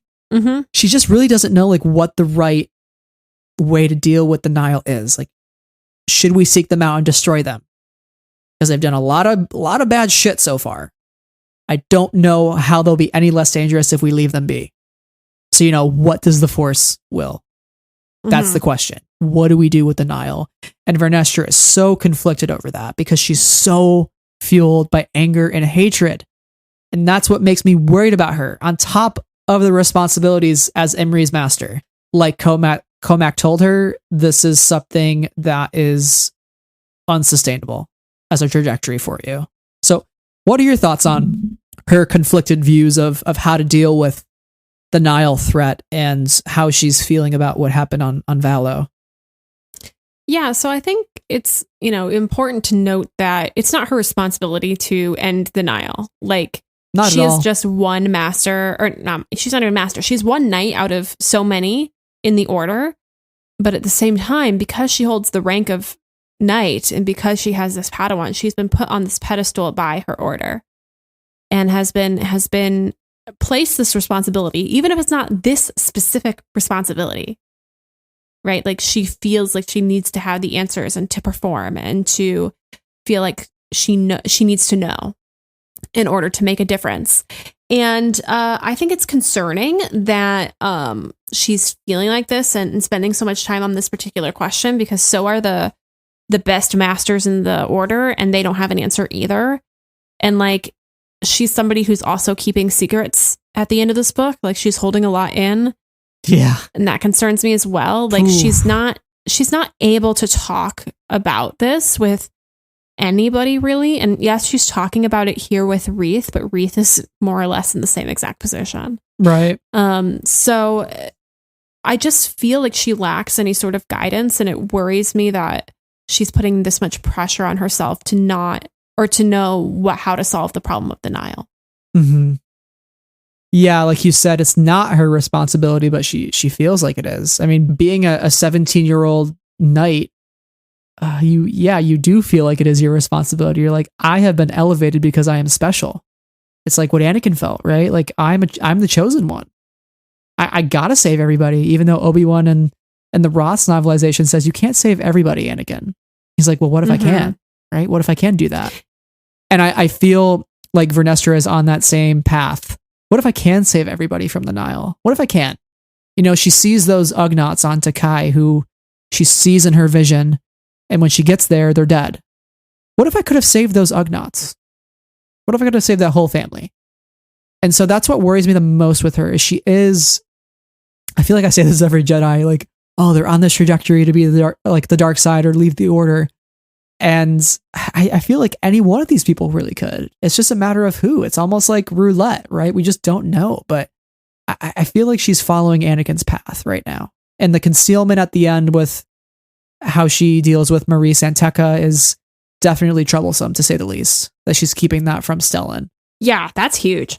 Yeah, because that's a lot huge. More weight to bear on top of what she's already dealing with.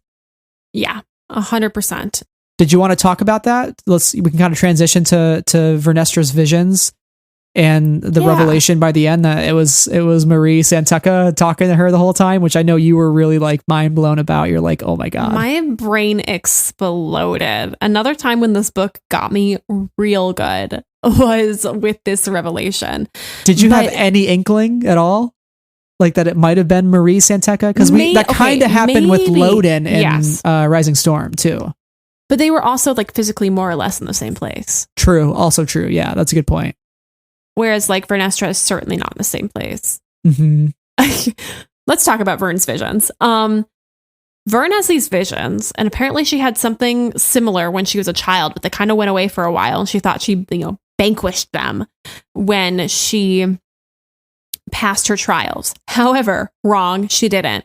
And she has one that's kind of one of the inciting incidents of this book on Takei that shows her the puzzle box and the family that's pleading and the Nile, essentially.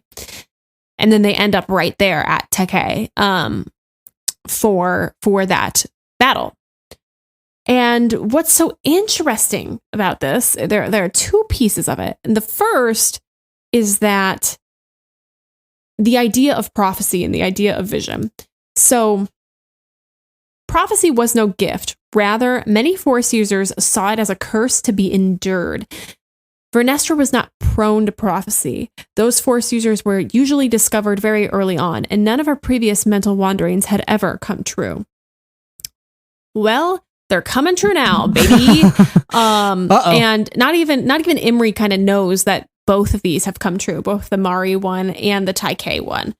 These visions are less like visions and more like leaving my body to go visit other places. I'm not quite sure what they are.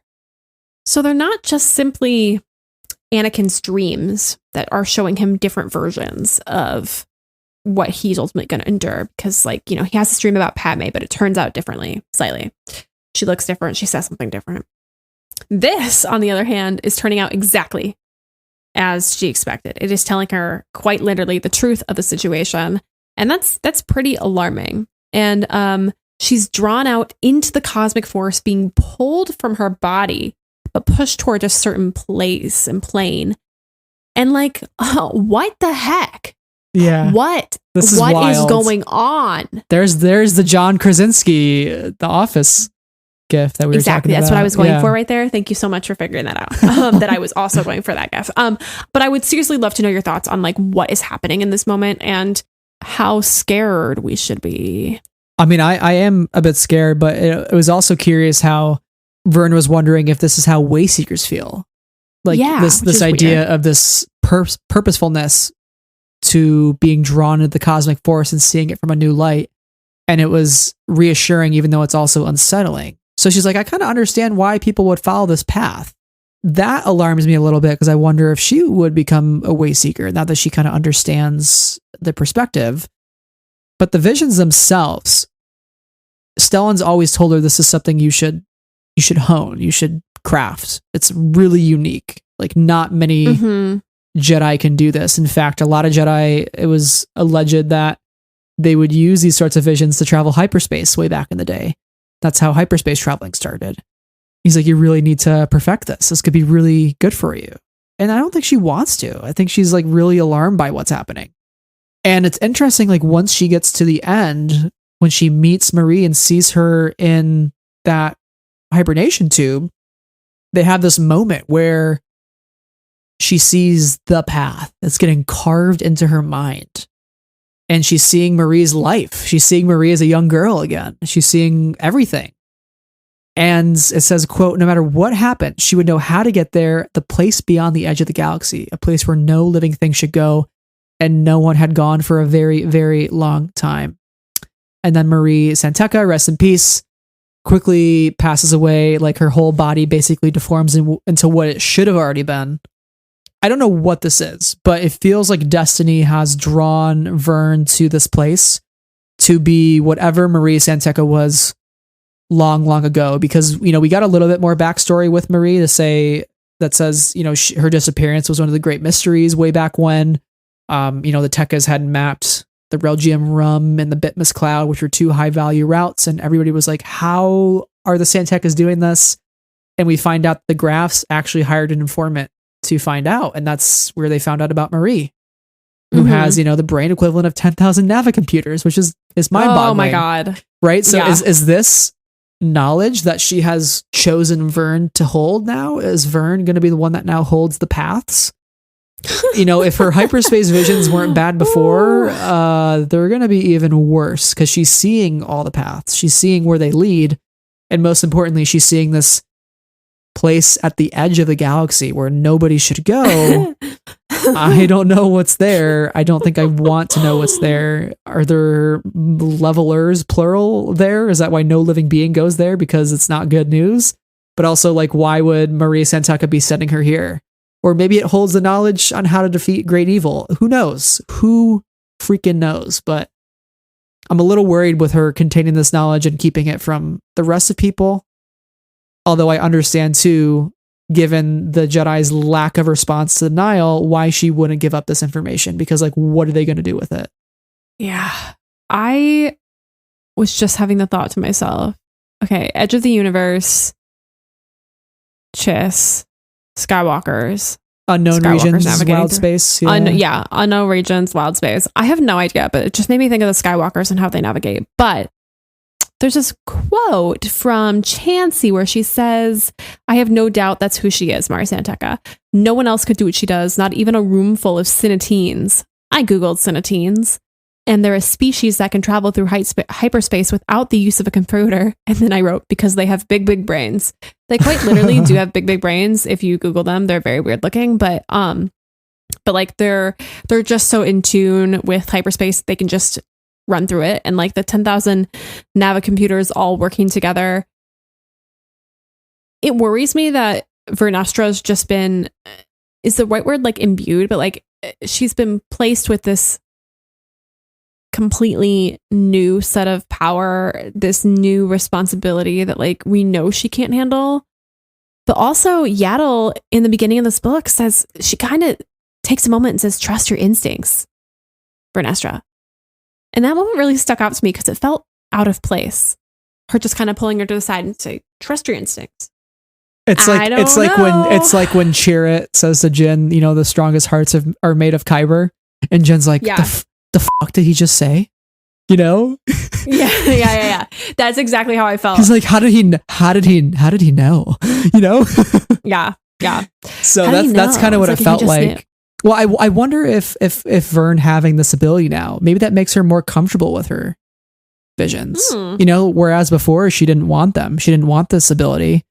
Maybe this will give her more control over it. Maybe this makes her even more powerful and sort of the key to all of this.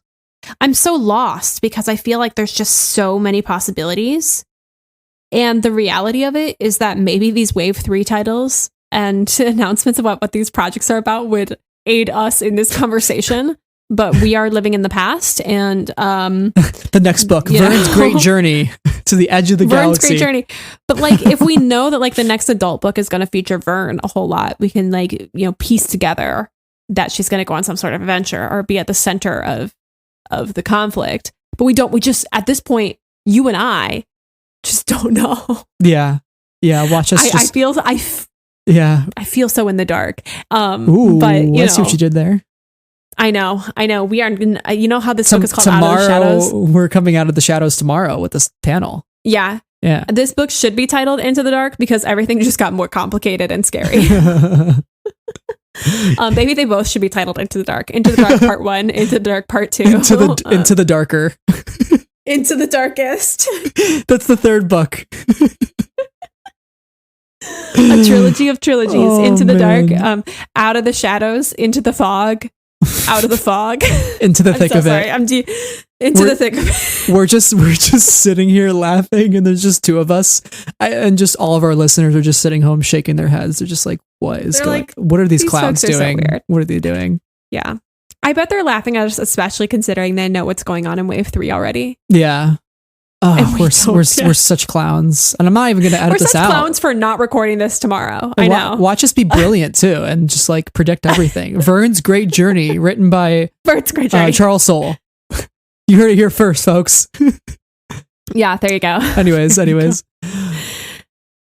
Well, that leads us to our last section here, which is Sylvestri Yarrow, and we did save the best for last because I think she is the central point of this book. She is definitely somebody that I love in the High Republic. The fact that we got another mother-daughter relationship that is full of just these like moral questions and ethical dilemmas, and like, is my mom truly dead? And I think by the end, Sylvestri does feel that. But I want to know from you, Sarah, like, who is Syl? Like, what is her history? Like, what motivates her? What troubles her? From a bird's eye perspective, like, what is her journey in this book? Like, where does she start and where does she end? She is an honest to goodness hauler, as we talked about up in the very beginning. She's lost her mom. She's grieving. She just wants to make a living with Nito and her super old droid, whose name I can't remember. I feel like what motivates her is being honest to herself, and what's troubling her is everything that's kind of going on in the galaxy and the increasing threat of the Nile, as they've taken both her mother and her ship. And the journey she goes on through this book is really non-linear in the sense that she goes from point A to point B in a straight line. She's really kind of being taken all over the place. Xylan is taking her, kind of bargaining with her, making her a front for a senator, using her. She's kind of using him back. She ends up being reunited with her mother, who is not dead. And at the end of it all, she ends up on a path, maybe towards happiness, maybe towards something more stable, with Jordana headed to Takodana. So she's somebody who I think has once had stability, lost her stability, and is spending the rest of the story attempting to gain it back. And I think she's on the path to doing that, but there's a lot in her way within the course of this novel. Going back to the earlier point that you made as well about how anger is a better emotion than despair, I do feel like that not only applies to Xylan, but also her view towards Jordana and like love, because she was feeling very betrayed by Jordana not choosing to leave with her from Takai with Chansey, right? And she thinks, if I just am always angry at Jordana, I'll never have my heart broken, right? And we've all been there. We've all been through a breakup at some point, potentially. Maybe that's part of it. We've just been so angry at somebody, that we're just like, if I'm angry at them, then I'll never feel bad. Yeah, a friend breakup, a romantic breakup, however you want to put it. And it is so refreshing that by the end, she is so warmed by the thought that, Jordana and Remy, who, by the way, Remy, Volca, Electric Charge, baby, love that for us. We got Ember. Rip your throat out of your body here. Ember and Remy would be best friends if they met, hands down. OMG, I love that she is so warmed by the thought that they are safe, and that makes her happy. Like, that is her happiness at the end. She is so concerned by the fact that she lost her mother, and she's really not over that. And then she also lost Jordana, and to find out at the end of it all that her mother was never the person she knew to begin with, allows her to move forward, allows her to realize, I've been so focused on the loss of my mother that I'm missing out at life around me. And that includes my ability to rekindle this relationship with Jordana and make a fresh start. And I'm going to allow myself to do that now. And when she is being given an opportunity to go with Chansey at the very end, she says, I would rather die than help you. My mother raised me to believe that the galaxy was uncaring and vast, but that didn't mean we should be selfish and irresponsible. Right? And when I heard her say that, I really connected to why she sees something good in Jordana as a partner. Because similar to Jordana, she grew up with her uncles on Coruscant, which I don't know if those are the two uncles that we saw in Light of the Jedi. I don't know, that met with Elzar and Avar. Oh. I don't know if those are the same people, but maybe. I don't know. I'm curious about how the Santeca thing all works because she's got a different last name. Her last name is Sparkburn and not Santeca, but she is a Santeca, so I'm just I need a family tree. Better idea. Yeah. But the Santecas believed in the Church of the Force on Naboo, and it really makes her think, how do I make a difference in a galaxy that seems to bend naturally towards destruction? And it's why she left Takai, because she realized she can make a difference. Instead of being reactive, she could be proactive. And she's been fighting so much of her life without realizing she lost the one thing she wanted most, which was Syl. So it seems like they both came to the same conclusion by the end, which is so beautiful how it all plays out with them kissing and everybody's on the vengeful goddess and they're all flying off on their next adventure.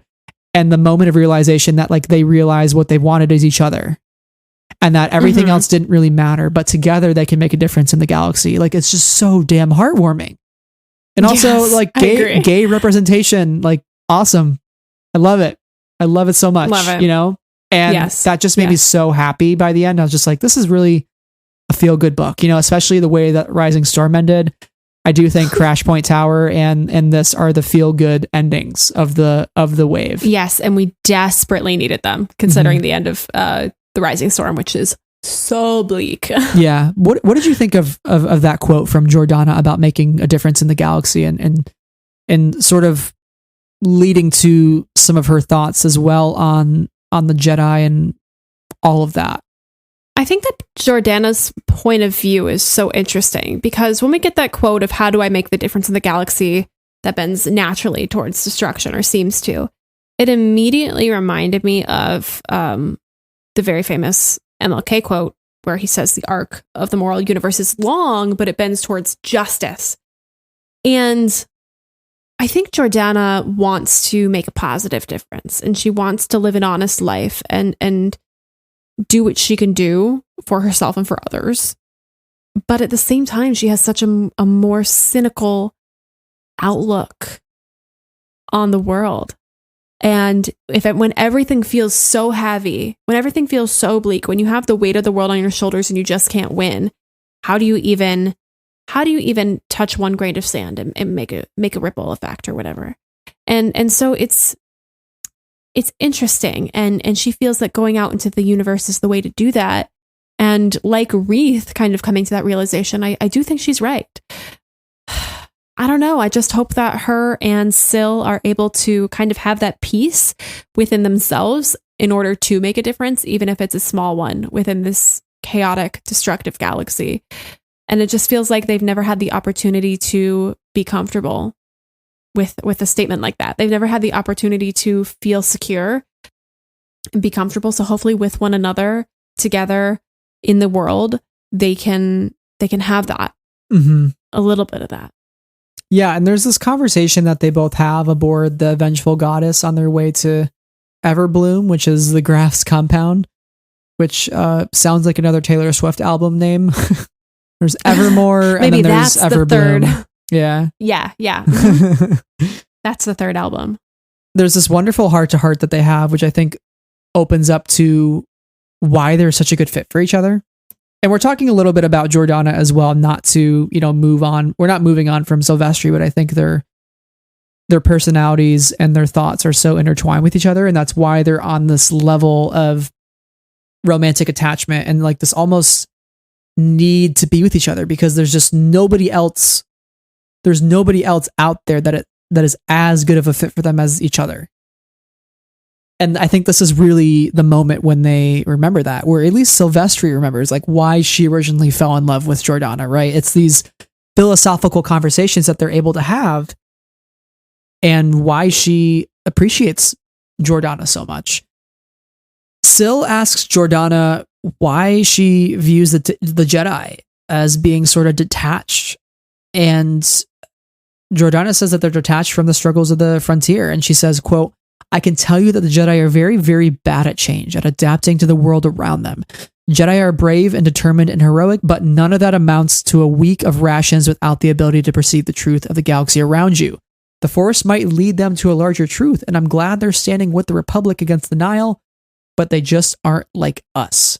And then she later says, quote, I think they maybe cut themselves off from too much of the life so that the things they fight for are ideas, not people. It's not a bad thing. I guess that must just be how it is when you see all the galaxy and its secrets laid out before you in distinct degrees of good and bad. And this is on page around 299 to 301.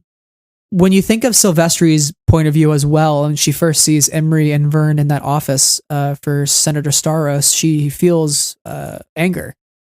Because she's like, why weren't you guys there? Like, why weren't you helping me when my mother was being killed? Why weren't you there when my ship was being taken? Like, where have you guys been? What are you doing? And so she almost reminds me a bit of Trace and Rafa from the Clone Wars. Trace and Rafa are two people who lost their parents to the actions of Jedi, completely unavoidable in some ways. It was collateral damage. You know, when Cad Bane was attacking the Senate, that's just something that happened to them and gave them a very ill view of the Jedi and what they represent and what they stand for. And I think Syl is kind of the same way. She thinks that they're way too high and mighty. And I think Jordana kind of contains that same perspective and nuance of, the Jedi do try the best they can, but they're a little bit out of touch. And they think too much of ideas and not the people that those ideas are actually affecting, right? I don't know. It's a tough conversation, right? And it makes me think of the phrase, like, what is we are all the Republic? That's an idea, right?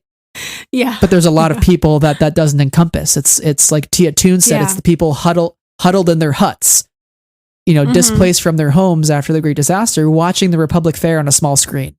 Are they all the Republic? Did the Jedi believe in that? So I think this speaks to a really important idea here. This is one of the most thought-provoking conversations of the book, and I'd love to hear your thoughts on it. This was, I would agree with you, one of the most thought-provoking conversations in the book, and just so important as this conversation goes on. And even before these two quotes that you said from Jordana, Syl has this moment of these Jedi, they're weird, okay? There's something about them that just feels old. Even Vernestra, who is a year younger than me, I was expecting, I don't know, someone more heroic. They seem capable, but a bit naive. I mean, Master Comac is basically like a skinny librarian or something, judging from how he talks. Iconic phrasing right there. I mean, she said I was expecting someone more impressive. I think that speaks to kind of the views, how people view people other than themselves, and how people view something they cannot make tangible until it is. So something intangible. So it's kind of like the idea of, I feel like I bring this up every episode, but in The Last Jedi, when you strip back the myth and look at their deeds, like it was hubris. It was a mess. And we paint these legends about them and how magical and wonderful they are.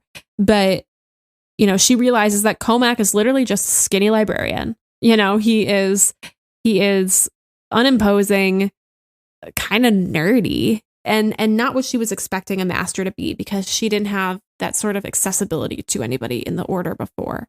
So there's an interesting thing happening there. I think the conversation about the Jedi being unable to change and being really slow to move and just being disconnected from the quote unquote real world is all rather accurate, right? They have such a isolated existence. They might be on all these sorts of planets and running these outposts and temples and things and being present in some sort of way, but maybe how many people are there on the temples in these outpost worlds too? How visible are they to people? How do people actually know what they do? And are they accessible? Are they accessible, and are they personable? And it feels like the answer to a lot of that is no. And so no wonder, these characters are kind of, we've said disillusioned a couple of times in this episode, but disillusioned about the Jedi and like their role in the galaxy. There's this moment where there's this metaphor Oh, and sometimes if you are looking at the forest, you miss what's happening in the trees. And she's saying that about the forest doesn't, she says that the forest doesn't always take into account people. It's so much bigger than the small problems of settlers or senators. And so they're looking at this big cosmic and living force, two separate, giant nebulous entities, and they're unable to focus on every man and every issue and see both the big picture and the small. And that's where I kind of love moments in this series with Buryaga when he hugs that boy who's scared and who feels guilty and who's struggling. Or when Ram Jamaram says that it's, I have to see the whole for the whole and the part for each role that it plays. Like, that's a very wise statement, because what they're saying here is, like, if you're looking at the forest, sometimes you miss if you're looking at the whole, sometimes you miss the parts. I don't know. I think this is all really important, but do you want to hop on what kind of happens a little bit later in this conversation about the Nile and their role in everything? Yeah, I do have one final point to add as well, and just the fact that it makes me think too of Qui-Gon going to Tatooine and not freeing the slaves, right? I mean, that's a good example of looking at the forest, which is like, oh, we're arbiters of peace and justice. Okay, but you're missing what's happening in the trees, which is slavery on Tatooine, right? And, speaking of We Are All the Republic being an idea, when Jordana is going off on the Nile later in the book, and she's using the Merrymaker, which, by the way, terrifies the hell out of me. It looks like this just like basically boomerang cleaver thing that she throws around and just slices people up. It's kind of scary. Yeah, really, really scary. How does that work? It doesn't seem so good. I don't know, but she stole it off of Nile, so I guess she's just going to be using that. But Vern says, "Oh God, indiscriminate killing. It's an idea. Don't do it. Don't do it. The idea is to not do that." But even Jordana is like, "Well, somebody has to stop the Nile. We are all the Republic, right?" And the way that she says it is so sarcastic. And that's like really the first time we've ever seen that phrase poked fun at by somebody. And I was really appreciative of that. There is one other side of this conversation as well, which I think is very, very important, speaking to what ideas we believe in and how we align ourselves. And that is the question of like why people join the Nile. And I think this is still at the point in the book where Syl hasn't seen her mom just yet. But Jordana says, quote, "The Order and the Force are two different things. It's just something I've been thinking about a lot. Why people end up Jedi or even deputies. It's not a matter of liking or disliking. It's about understanding the truth of a thing. Do you know why people join the Nile?" And Syl says, "Because they're monsters?" And Jordana says, "No, because we all want a place to belong. The Nile have given cast-offs and losers of the galaxy a home. They've given people with nothing something, and that is a very powerful thing. Are they bad? Of course. But they're bad because it's all a lie based around violence." Woo! Woo-wee. That's the one there, folks. That's the one. So again, this is at a point in the book where she hasn't met her mom yet. We know Chancey Yarrow joined the Nile, right? She wanted a place to belong because she felt like she was a cast-off, right? I mean, Chancey Yarrow, let's talk about her for a second. She was somebody who went to the Academy of Karita, who studied not only the military and battle tactics, but wanted to know how hyperspace worked. And she had these theories on artificial gravity wells that could take ships out of hyperspace. And the college ejected her right when she was about to get her doctorate, and then she tried it was because she lied about her grant, because her grant had been rejected 3 times. She lied about it and said she was going to research how to increase the energy economy of hyperspace jump drives. And they found out about it and they kicked her out. Right. So now she is this outcast. Yikes. She's an outcast from society at this point. She's lost everything that she was working for. Of course she would join the Nile, right? Because she has nothing anymore. But now the Nile can give her something. And that something is her knowledge. Nile want to see what Chancey Yarrow can bring to the table. Can you make this artificial gravity well work with the brain of Marie Santeca, right? And so it makes you, I wouldn't say feel like sympathetic towards Chancey Yarrow, but like sad, just like disappointed. Yeah. It's just this feeling of like, God, she was researching some pretty awesome stuff that could have been really useful for the Republic, but nobody believed in her. They thought she was going mad. They kicked her out. And yeah, she definitely did a bad thing, lying about her grants, what they were being used for. I just feel sad because it's potential in a brain that was almost wasted. Not wasted because it's gonna benefit the Nile, but wasted for the Republic. You know, a valuable resource and a valuable person that could have contributed a lot to the society. It's sad. Yeah, I would agree. I want to go back to this line. They're bad because it's all a lie based around violence. And let's go double back to our anger is a better feeling than despair. So, right, we know that fear and anger are motivators for people. And what do? They go towards where that fear and anger is being rewarded, is being fed. And that is a lie based around violence, right? And that's how people kind of get into these situations sometimes. I feel like this line is so applicable to our real world. Is every one of these people objectively bad, can't make a change for themselves? No, not necessarily. But are they bad because they've fallen into this trap of a harmful ideology and now they're spewing it? Yeah. And you're right. It's just sad because I don't want to say there's no saving them, because I very emphatically believe in redemption and believe in that people can change. But there's this sense that they're too far gone. Like how many time and how many man hours is it going to take to bring somebody back from that black hole of the lie of violence?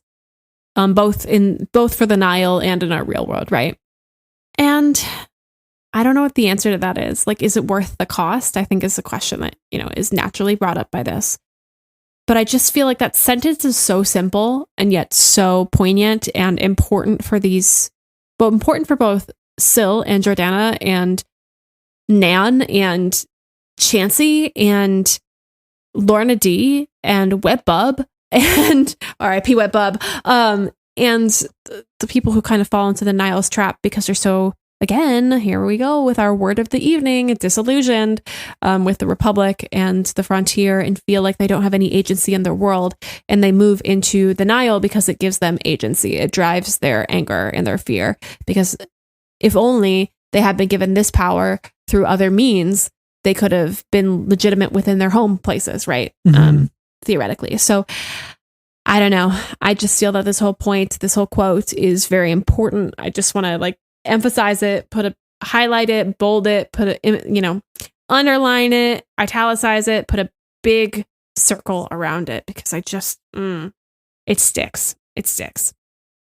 And to bring it back to Syl to close out our conversation on, the Yarrows and Jordana, I want to know, what do you think this conversation could have lent itself to her making that decision at the end to follow her own path? Because there is the quote that says Chansey had chose her own path and now Syl is going to choose hers.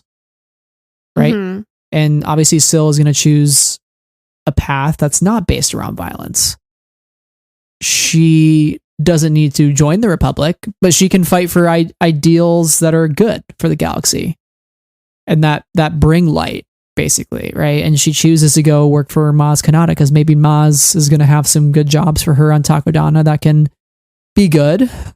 And she wonders after all of this, she's like, but still she worried that somehow, some way she was making a mistake. Maybe she just wasn't used to being happy. And I really related to that, right? Because I am an expert at self-sabotage. But I related to what she's saying, because she's like, she finally found happiness, right? And it's difficult for her to reconcile with that. Like, oh my God, I've been on the run my whole life and trying to live and trying to survive. And now I'm finally in a place where I have my own ship. I can't believe Zylan Graf still gave her the ship, even though his funds were frozen by the Republic. But there was an ulterior motive with Chansey Yarrow there to make sure that she was safe and cared for, despite, I was like, yeah, she was. This is so twisted. I don't even know what's happening anymore. Yeah. So there are some layers there. And I just want to say, I think the way that Syl's journey was wrapped up in finding that happiness and also being a little irked by the fact that she's happy felt very relatable. I think that was kind of the moment for me of like, wow, yeah, she is quite a character, like quite a fascinating character. And I related to that. Yeah, she really, the happiness for her pushes out that anger, pushes out that darkness, and allows her to choose a more hopeful path for herself, even if she doesn't know where it's going to lead. And I think that that's a really powerful choice for her to make. And I just, as I said before, when we were talking about Jordana and Syl together, like I hope it leads to happy ends for them. Yeah, change is hard. Change is really hard. So hard. Change is terrible. And Syl's going through a lot of change. And so to respond to that change with grace, the desire to keep moving forward, yeah, grace, like you said, that speaks a lot to her character, and to not turn back when it gets tough, and to just sink back into anger. Yeah, that's a powerful statement right there. So, well, Sarah, I think that wraps up our conversation there on Sylvestri Yarrow, and that leaves none other than our odds and ends to wrap up the show here before we talk about what's next and close out. So for folks who are new to the podcast, these are things that we couldn't necessarily get to in our primary discussion, but are still just as important to the story, just as essential, just as noteworthy. So we're going to go through them rapid fire, and I'll start first by saying Jordana is carrying around back to spray. Like, what is that? Is that just like Tide to go in the Star Wars universe? I need to know. Back to spray seems like a great innovation. Very happy for the galaxy on that one. I agree. So there are romance hollows. So we talked about the Jedi romance novels, but there are romance hollows, and one of them seems to be called Love on the Rift. Ooh. Tell me all about it. Seems juicy. Star Wars equivalent of Love Island. I love it. There is a thing called a navicron, which is a star chart that you use when your navicomputer is down. So I just thought that was like the Star Wars equivalent of, driving and your GPS shuts off. You take out the good old road map. So I thought that was kind of cool that even the Star Wars galaxy has a road map called a navicron. Pretty cool name too. It might surprise you to know, but they still make paper road atlases. I don't believe you. We sell them. All right. Not a ton of them, but a handful of them. Yeah. All right. The next one is there's a common greeting that has popped up a couple of times, and it is well met. And I love that this is a greeting. There's also a romance novel called Well Met. It's by Jen DeLuca, and it's a Renaissance fair romance novel. Highly recommend. It's so much fun. So, this is like rooted in like real world historical kind of thinking and greetings. And I kind of find that really fun. So well met. So I think this is the first of the High Republic, but Reath gets the honor of saying, I have a bad feeling about this. He says it right before they go to the Berenge sector. Specifically, he says, he's right. He says, Master Comac, Master Stellan, I have a bad feeling about this. So props to Reath, first of the era, I think. Yeah, so there's another moment here where we have the 27 meditations for clarity, and Vernestra's going through these. Why are there 27? What do they entail? I want to know. I know we already talked about Thaddeus Woke. Rest in peace. Rest in peace, Wet Bub. All the Gungans. # justice for Gungans. I do think it was kind of funny when Sylvestri was kind of surprised that he was an expert on theoretical hyperspace physics, and he goes like, rude. I think of Jar Jar when he goes, how rude. How rude. And it says here, he published studies on, quote, possibility of superluminal transit through a particulate's atmospheric medium and the proposed tangled superstring projection that has hyperspace and the force sharing a chord in a 5-brane world volume. What the hell does that mean? I don't know, but it sounds cool, and I wanted to say it out loud. Sarah, go ahead. It's really good. It's really good. Okay. My next one is Comac Vitas, queer icon? ? Oh. So the quote is, Xylan dressed himself in a bodysuit made of what looked to be some kind of purple leather, with a front open to his navel in a deep V that revealed a good bit of his brown chest that made Master Comac raise an appreciative eyebrow when he thought no one else was watching. It doesn't mean anything, but it also means something. And also, wow, that outfit is so bold. So is he appreciating the outfit? Is he appreciating the chest and the man? I don't know, but Comac Vitas, queer icon? ? There we go. That's it. Well, speaking more on some of our characters, Vernestra looks to be confirmed to be asexual, which is really exciting. In addition to Leox Gyasi of the Vessel, who is also asexual. King. This is a really awesome detail to our character. It says here on page 243, when she's talking to Emery about Syl and Jordana, quote, "This was a difficult conversation for her because she had never once had any of those feelings, regardless of the people she met. She could tell when someone was attractive, and there were people she liked more than others, but she never felt the push and pull of attraction so many other Padawans did when they came of age." So I just want to shout out Vern being asexual. That's huge for that character. Great asexual representation there. And I love how the High Republic continues to add, non-binary characters and characters of different sexualities. I love that. It's really, they're really not holding back with this. And I hope that the ace community feels that this is good rep as well. So this is awesome. And I will say about both, like, Leox really kind of goes into detail about his sexuality in order to explain how it affects his character. And while this doesn't seem to, inform as much in Vernestra's life, I really appreciate that it's not just an offhand mention, that it is a legitimate, like, discussion, or at least within this quote, of how she feels and how it's different from, her peers, but also in the way she can and cannot relate to them. So I enjoyed that a lot. It meant a lot. Yeah, absolutely. Another one is Elzar Man. Elzar Man. Elzar Man. Oh. He pops up to provide some aid in this book, just very briefly. And he's summoned from the temple on Dubrovia. So my question, because I did not go back to Rising Storm, and maybe you didn't either, but how does this connect to the talk from the Rising Storm where Stellan and Elzar were going to go get him help and do those sorts of things for him? Interesting. I don't know if that's the same temple or the same area, but, like, what has happened in this intervening time, and what's he doing on Dubrovia? That's all. My next one here is the Jedi Temple tapestry. So when they walk into the temple, when they first get to Coruscant, there's this beautiful tapestry that depicts Jedi versus Sith, blue swirls versus red lightning bolts, and there's a human female Jedi standing atop a Zygerian Sith who is on the ground, his hand outstretched as if, quote, seeking the mercy and forgiveness the Jedi were best known for. And this tapestry was made 200 years ago by the Jedi artist Saoirse Laplaine, an Ubdurian who served as the first marshal of the temple on Sag Kemper. And it was thought that this piece was lost to history.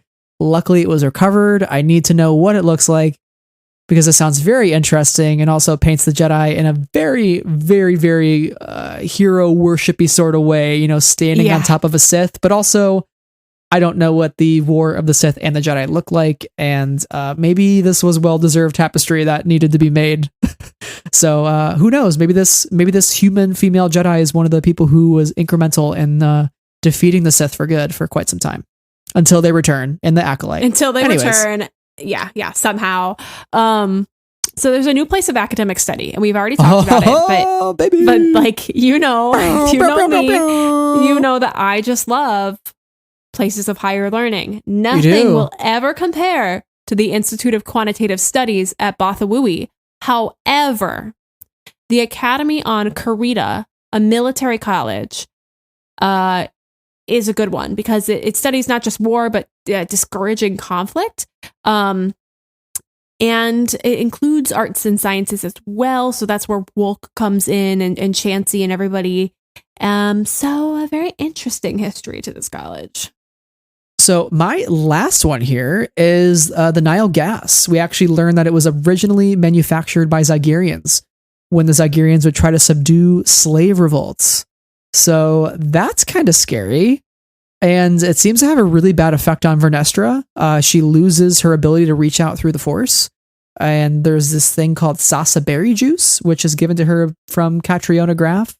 Helps to flush out the impurities and counter some of the effects. So they end up giving some of these antidotes to them to take back to the temple. I wonder if this will be manufactured on a much grander scale to help in the fight against the Nile. But I also wonder if this gas is the same or different from what was used on like the Republic Fair, that like kind of yellow mustard gas. I wonder if this is different because they seem sort of taken aback by the effects.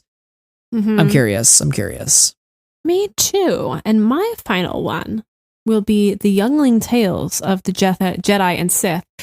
So Stellan mentions that it's been said that Jedi were the first to use hyperspace through the Force. And it's such a rare ability that Vern should, hone and really focus on, he tells her. Vern is saying, that's a youngling's tale. Next, you'll tell me the Sith were able to become immortal by drinking the blood of babies. Oh, what? I have many questions. I have 1,000 questions. What? That was just alarming. Boy. That was just the blood of babies. The blood of babies is how we're ending our odds and ends section. So, yep, that's it. What is going on?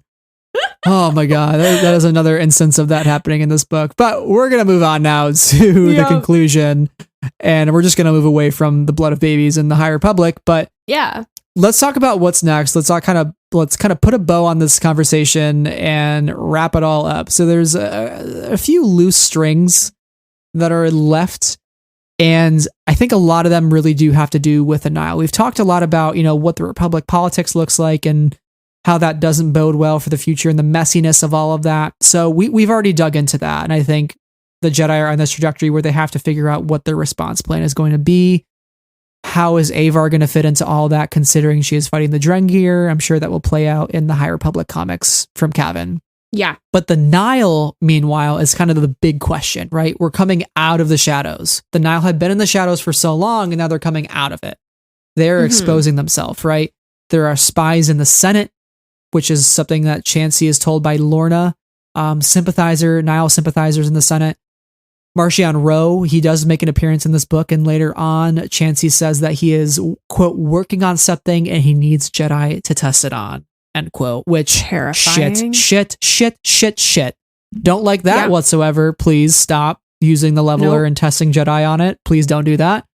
Horrifying. And then there's also Chansey, who is now going to work with Nan, and they're giving Chansey this research facility in the Hestian sector where she's going to be working on an asteroid to help develop a more successful version of her gravity well projector, which, if you know Star Wars, one day the gravity well projector is what is used by the Empire. It appears in the Thrawn trilogy. It appears in Star Wars Rebels. So she is developing technology that is eventually going to be used not for good. So obviously this is not going to be good for the Republic. And she believes by the end of the book that hyperspace can be vulnerable to attack, not the heavy-handed sort Marchion Rwoh fares, but a more sophisticated kind of upheaval, one that takes planning and study and must be refined, which does relate back to her studies as Professor Woke had talked to Syl about, where, he said that she wanted to find a way to modify and hyperspace beacons and encrypt them to confuse navicomputers. So I feel like that's what she's trying to do. She's trying to perfect that technology that she originally wanted to research and get funded. So that doesn't do anything that's good for the Republic either, because if their navicomputers are having trouble getting places, they're going to be stranded and they're not going to be able to travel, and that's just not good, because if people need aid and help, it's not good. Not good, Sarah. Yeah. So nope, definitely not good. What are your thoughts about what's next and how the Nile are kind of planning for whatever big event is happening next, and how they're really, again, coming out of the shadows, planning for the next thing, and they're gonna strike big, I think. Yeah, so I will talk a little bit about the Tempest Runner audio that's coming up, because we know that we're going to continue to get Nile stories and kind of see them come out of the woodwork here. And we know that's going to focus on Lorna D. And Catriona kind of confirms that Lorna D is the leader of the Nile. What's up with that? And as you put in our notes, if I may take your quote, which is from Arzu when she came on our preview episode, Marchion is an island. Also, there's a tracking beacon for her ship because the graphs made her ship. So we know that the plot of the Tempest Runner audio is going to be Lorna D stays one step ahead from the Jedi, and this is a very funny quote. She stays one step ahead of the Jedi Order at the helm of a vessel named after one of the deadliest monsters in the galaxy, Lorna D. Great. Whoever wrote that copy, gold star for you. But she has a defeat in her crew. She falls into the hands of the Jedi, but not before she hides her identity, just becoming another Nihil convict. So she's undercover. She feels like she's being underestimated, and she won't allow that to happen. It will be the end of them. So she's locked on a Republic correctional ship and dragged across the galaxy to repair the very damage she and her fellow Tempest runners inflicted on it. She has an escape, kind of is trying to do an escape. I don't know. It seems kind of, Kevin. Yeah. What are we getting ourselves in for? And also, oh my God, I cannot wait to hear Lorna D's voice. Oh my God, yeah. It's really fascinating because, yeah, like you said, the Republic is now, again, under the impression that she is their leader, right? And that they're trying to capture her with this tracking beacon, but she actually falls into Republic hands before they do get her, and she covers her identity. There's just so much dramatic tension there. Yeah. That's fascinating. Ridiculous. That's ridiculous. Yeah. But one thing that says here is, but will it lead to redemption, or will she emerge as a deadlier threat than ever before? I think that one, that option. Yeah, I think the last option for sure. I don't think she's getting redemption anytime soon. So I cannot wait for the Tempest Runner. That's going to be the next thing that we talk about. But I really do think the Nihil are gearing up for something big. It's going to take them a while, but obviously we know from this wave that they are now well equipped to really almost irreversibly turn the tide against the Republic and the Jedi. And again, we already see, as we talked about on our Rising Storm episode, the Republic is crumbling from within. Sympathizers, spies, deceptions, lies, deceptions. And we know Daniel Jose Older is writing that whodunit comic, right? It is a High Republic whodunit, duh.